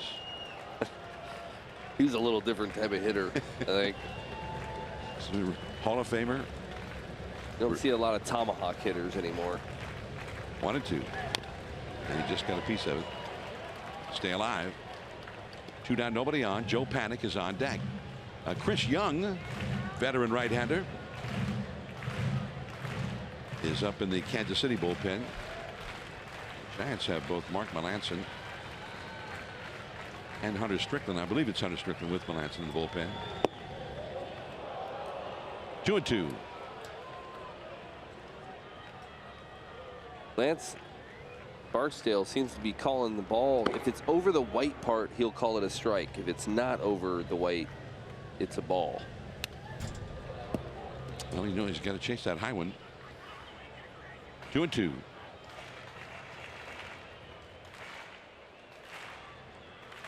So if it's over the white, that doesn't mean it has to be like between the knees. And yeah, no, it's just over the belt. white right now. It's good enough. 2-2 the count. Now it's a full count. Hundley hit the ball hard his last time, 102 miles an hour out into right center field. It was tracked down by Lorenzo Cain. Full count. Down the left field line. That might be a double. It's just fair. And it is an easy double for Nick Hundley. He got an off-speed pitch, and he kept it fair right along the left field line. I mean, isn't that funny how baseball works? He's hit 2 balls at over 100 miles an hour tonight for outs off his bat. And that one there probably came off his bat at like 80. And he got a double out of it. That's his 5th double this year. He leads the Giants in that category.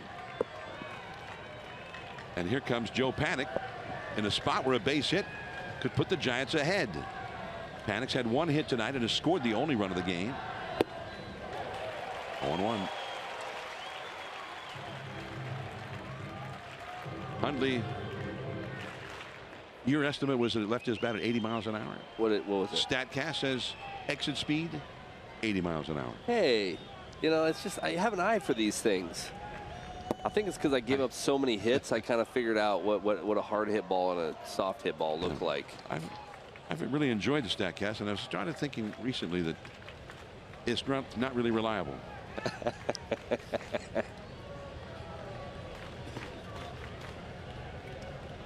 One and one the count, and strike 2 call. Well, they certainly hit it in the right spot. This outfield is so big, it seemed like there are spots down the lines and somewhere in the gap. And they moved in a little bit. They're playing with fire, though. Panik's got some pop. He can get it over the outfielder's head, especially if you moved in. They kind of moved in for this. That's into right center field. On the run, Kane. No, not this time. And Hundley will score. The Giants have gone ahead. It was toward the gap, and they finally found a spot where Lorenzo Cain could not quite get to it. It is 2-1 Giants. And I know it seems a little bit odd to say this, but because they brought him in, he does not have the best angle to take on a ball like that, even though it wasn't hit that hard. If you play further out, you have a better angle you can take on the ball. Well, they had brought him in about 4 steps right before that pitch, and now his angle is so much different where he has to go straight over to it. He can't get, see how he can't get that angle, so his only option right now is to go straight to the left, which makes it very difficult to make a diving play when you have to come straight. See, he kind of had to go around it because he was playing too far in, and that ball drops. And that's how good Lorenzo Cain is. You finally beat him out there, and you beat him by what? An inch. Yeah. Still almost made a great play on it. So it's 2-1 Giants, and now it is Melanson alone warming up in the Giants bullpen. And here is Gorkis Hernandez up for the first time in the game. There goes Panik. The throw down on a bounce. It's a steal for Joe Panik. Joe gets his first steal of the year. Now, one thing is for sure, Gorkis Hernandez is due for a hit. Remember, he had a 2-hit game, the second game of the year in Arizona. He has not had a hit since. Slow chop. And Cuthbert got him at first. The misery continues for Gorkis Hernandez, but the Giants have gone ahead, and Melanson will be coming in. Salvi Perez, Brandon Moss, Alcides Escobar are the due-ups for the Royals.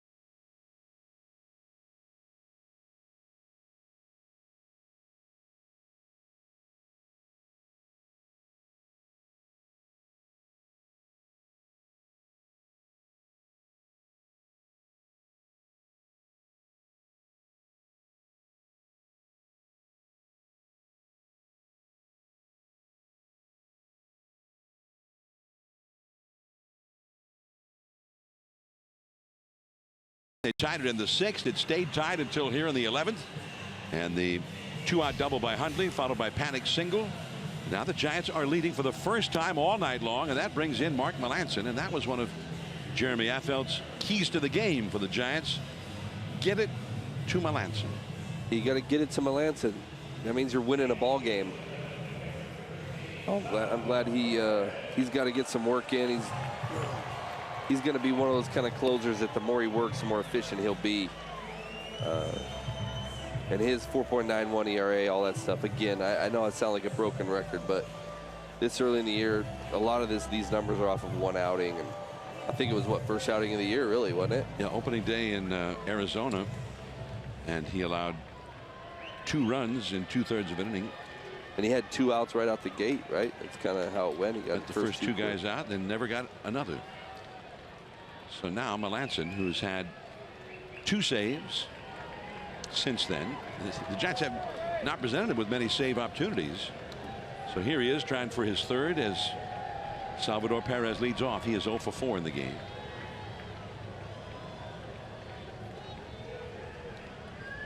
You're going to get a steady dose of cutters from a guy like Melancon too. That's kind of been his pitch.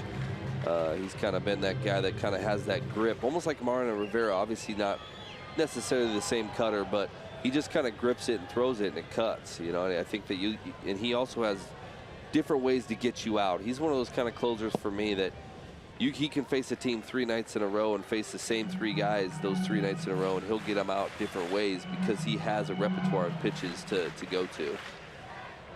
Well, when he came up with the Yankees, he asked Mariano Rivera if he'd show him how he threw his cutter, and Mariano taught it to him.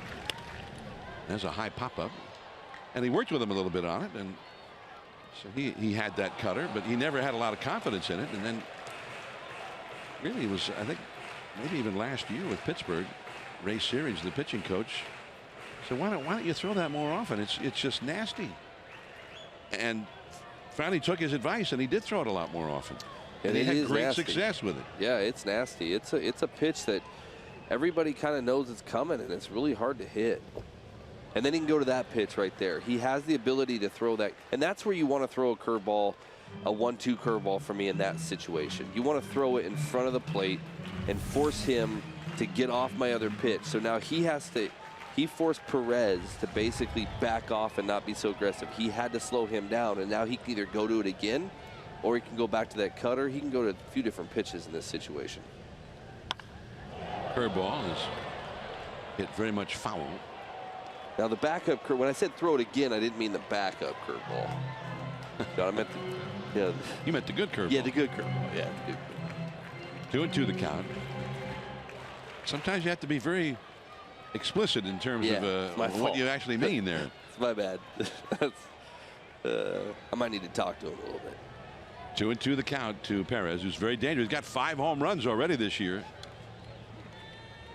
Time taken. Mark Melancon picked up by the Giants, who had a hard time at the end of games a year ago. Not just at the very end, but in the late innings of games. Curveball, base hit.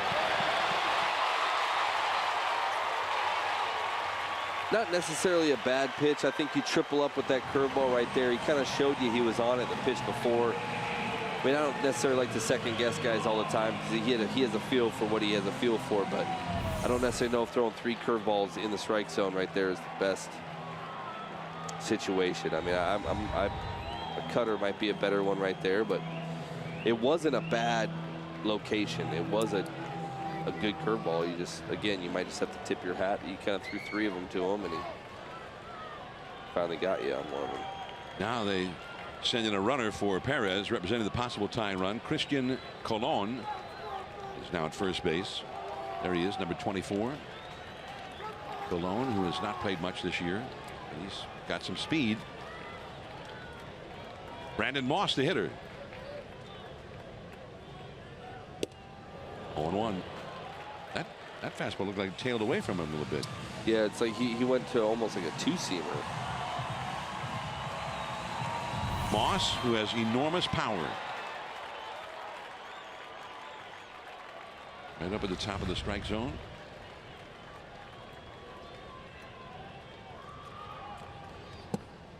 The cutter down and in 1 ball, 1 strike. Belt on the bag at first with Colon.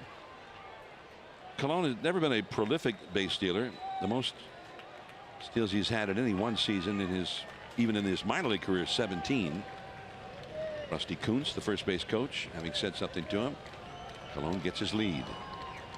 Giants playing Moss to pull on the infield.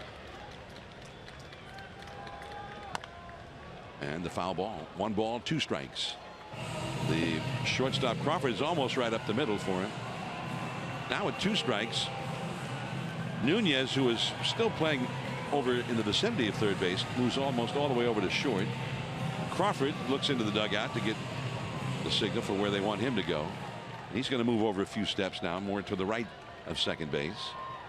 The outfielders, they're kind of bunched up towards center, and they're all deep. A ball and 2 strikes. That cutter in on the hands is fouled.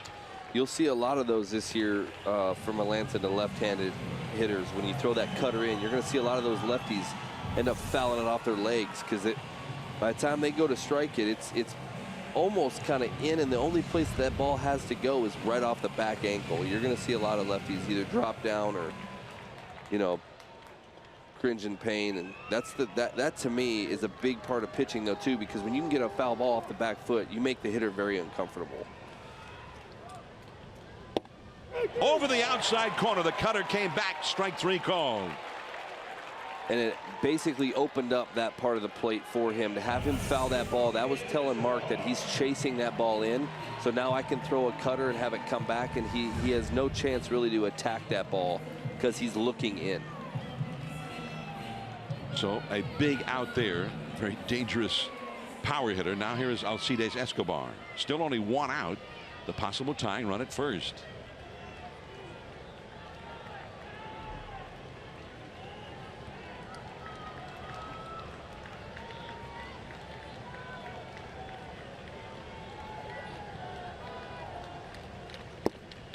Too low. 1 ball, no strikes to Escobar.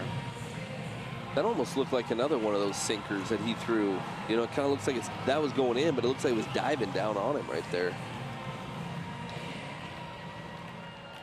You talked about all the pitches he has in his repertoire, and it's a lot of them, and he's shown a lot of different ones already in this inning. The middle infielders, Crawford at short, Panic at second, double play depth, both pulled in a bit. Belt holding against Colon at first.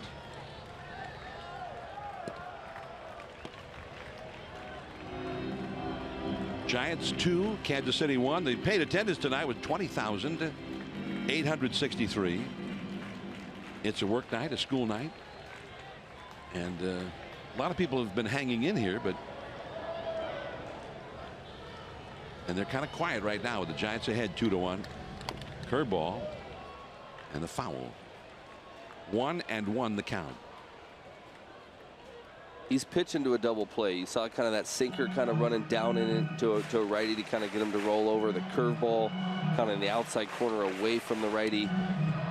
He's trying to get that double play ball, and that's what he's pitching for in this situation right here, is to end this as quick as possible. Escobar has gone 0 for 4 tonight. Flied out twice, grounded to short ones, popped to short ones. Colon back to the bag at first. Just I guess a reminder that, hey, I know you're there. Don't take liberties. Yeah, usually you don't see a closer picking over, you know, because no one wants to make an out right here. That's, you know, you're not going to try to risk that, but he might be thinking, hey, don't think you can just take it easy on me either. I'm going to make sure you're over there just to maybe shorten him up a half step. Keep that double play in order. On the inside corner with that cutter again. Coming back and catching the corner. Escobar didn't like the call. 1-2. And they never do, because as a hitter, they actually lose the ball. I was talking to JT Snow, and he said, you know, we lose the ball the first out of your hand. We don't quite pick it up for the first. You know, we'll see it for the first 20, and then we lose it for the second 20, and then we pick it up again at the end. But we have to make sure we know where to put our bat. Struck him out.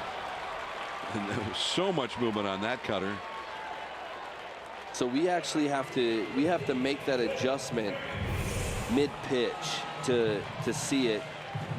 We're guessing where it is. So if we think it's in, we'll freeze like it's in. But those little cutters, they come back over the plate. And so it frustrates some of these hitters on these sinkers in that Kane was throwing to the lefties today that were coming back. And then those cutters in that are hip shots. You know, they start at hip and come back because the hitter, he's making an educated decision in less than a quarter of a second. Those are really tough pitches to commit to. So here is Whit Merrifield, 2 down with a runner at first. Oh, the flinch by Barksdale again. Wow. The umpire's balk. For Krukow. Madison Bumgarner alongside Ron Wotus. The pitch gas did show it as being just off the corner.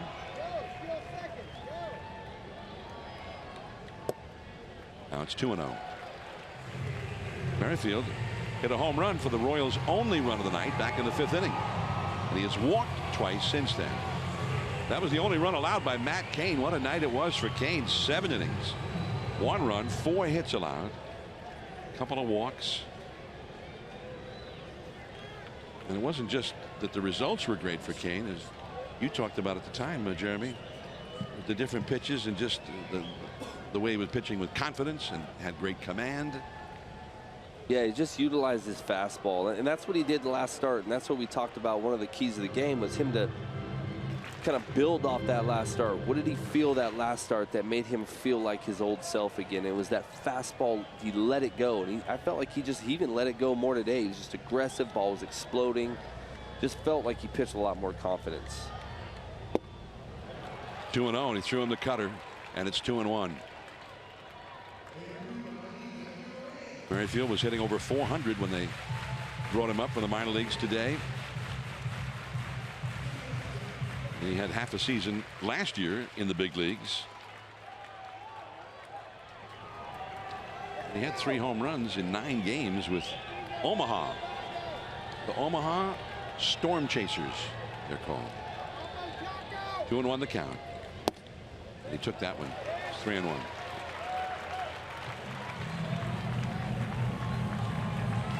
So big pitcher Raul Mondesi, switch hitting second baseman, is on deck.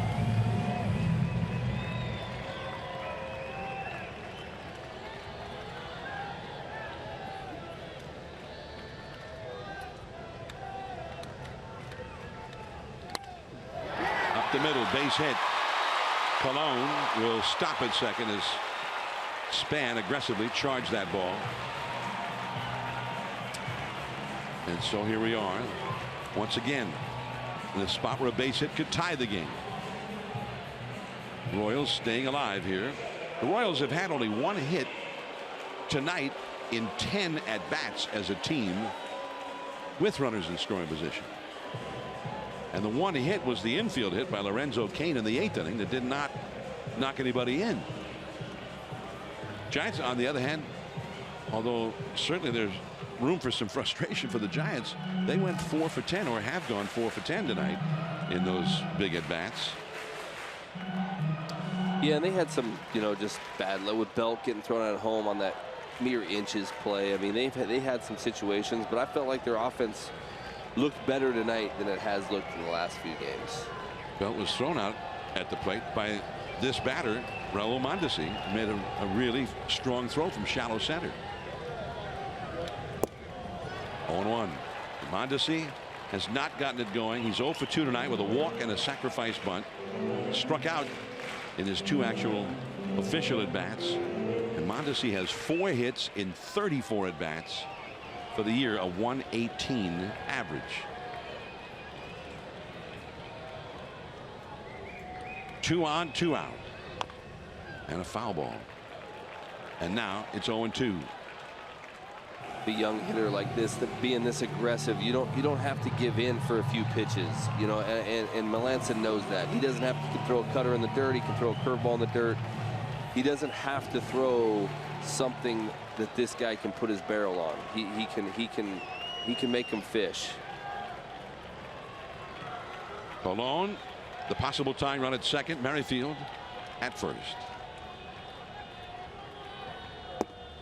He laid off. He did Just what you suspected he might with the cutter. Not quite in the dirt, but down and in.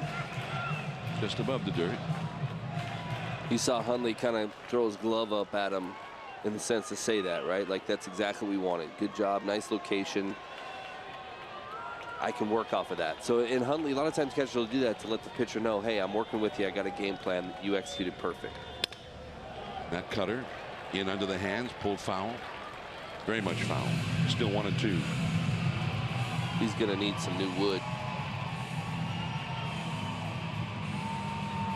Kansas City's got a left-hander, Mike Minor, warming up in its bullpen. Is Mark Melanson. Giants fans looking on,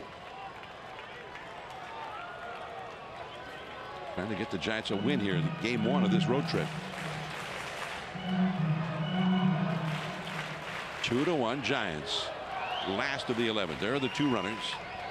Colon, the possible tying run over there, number 24 at second.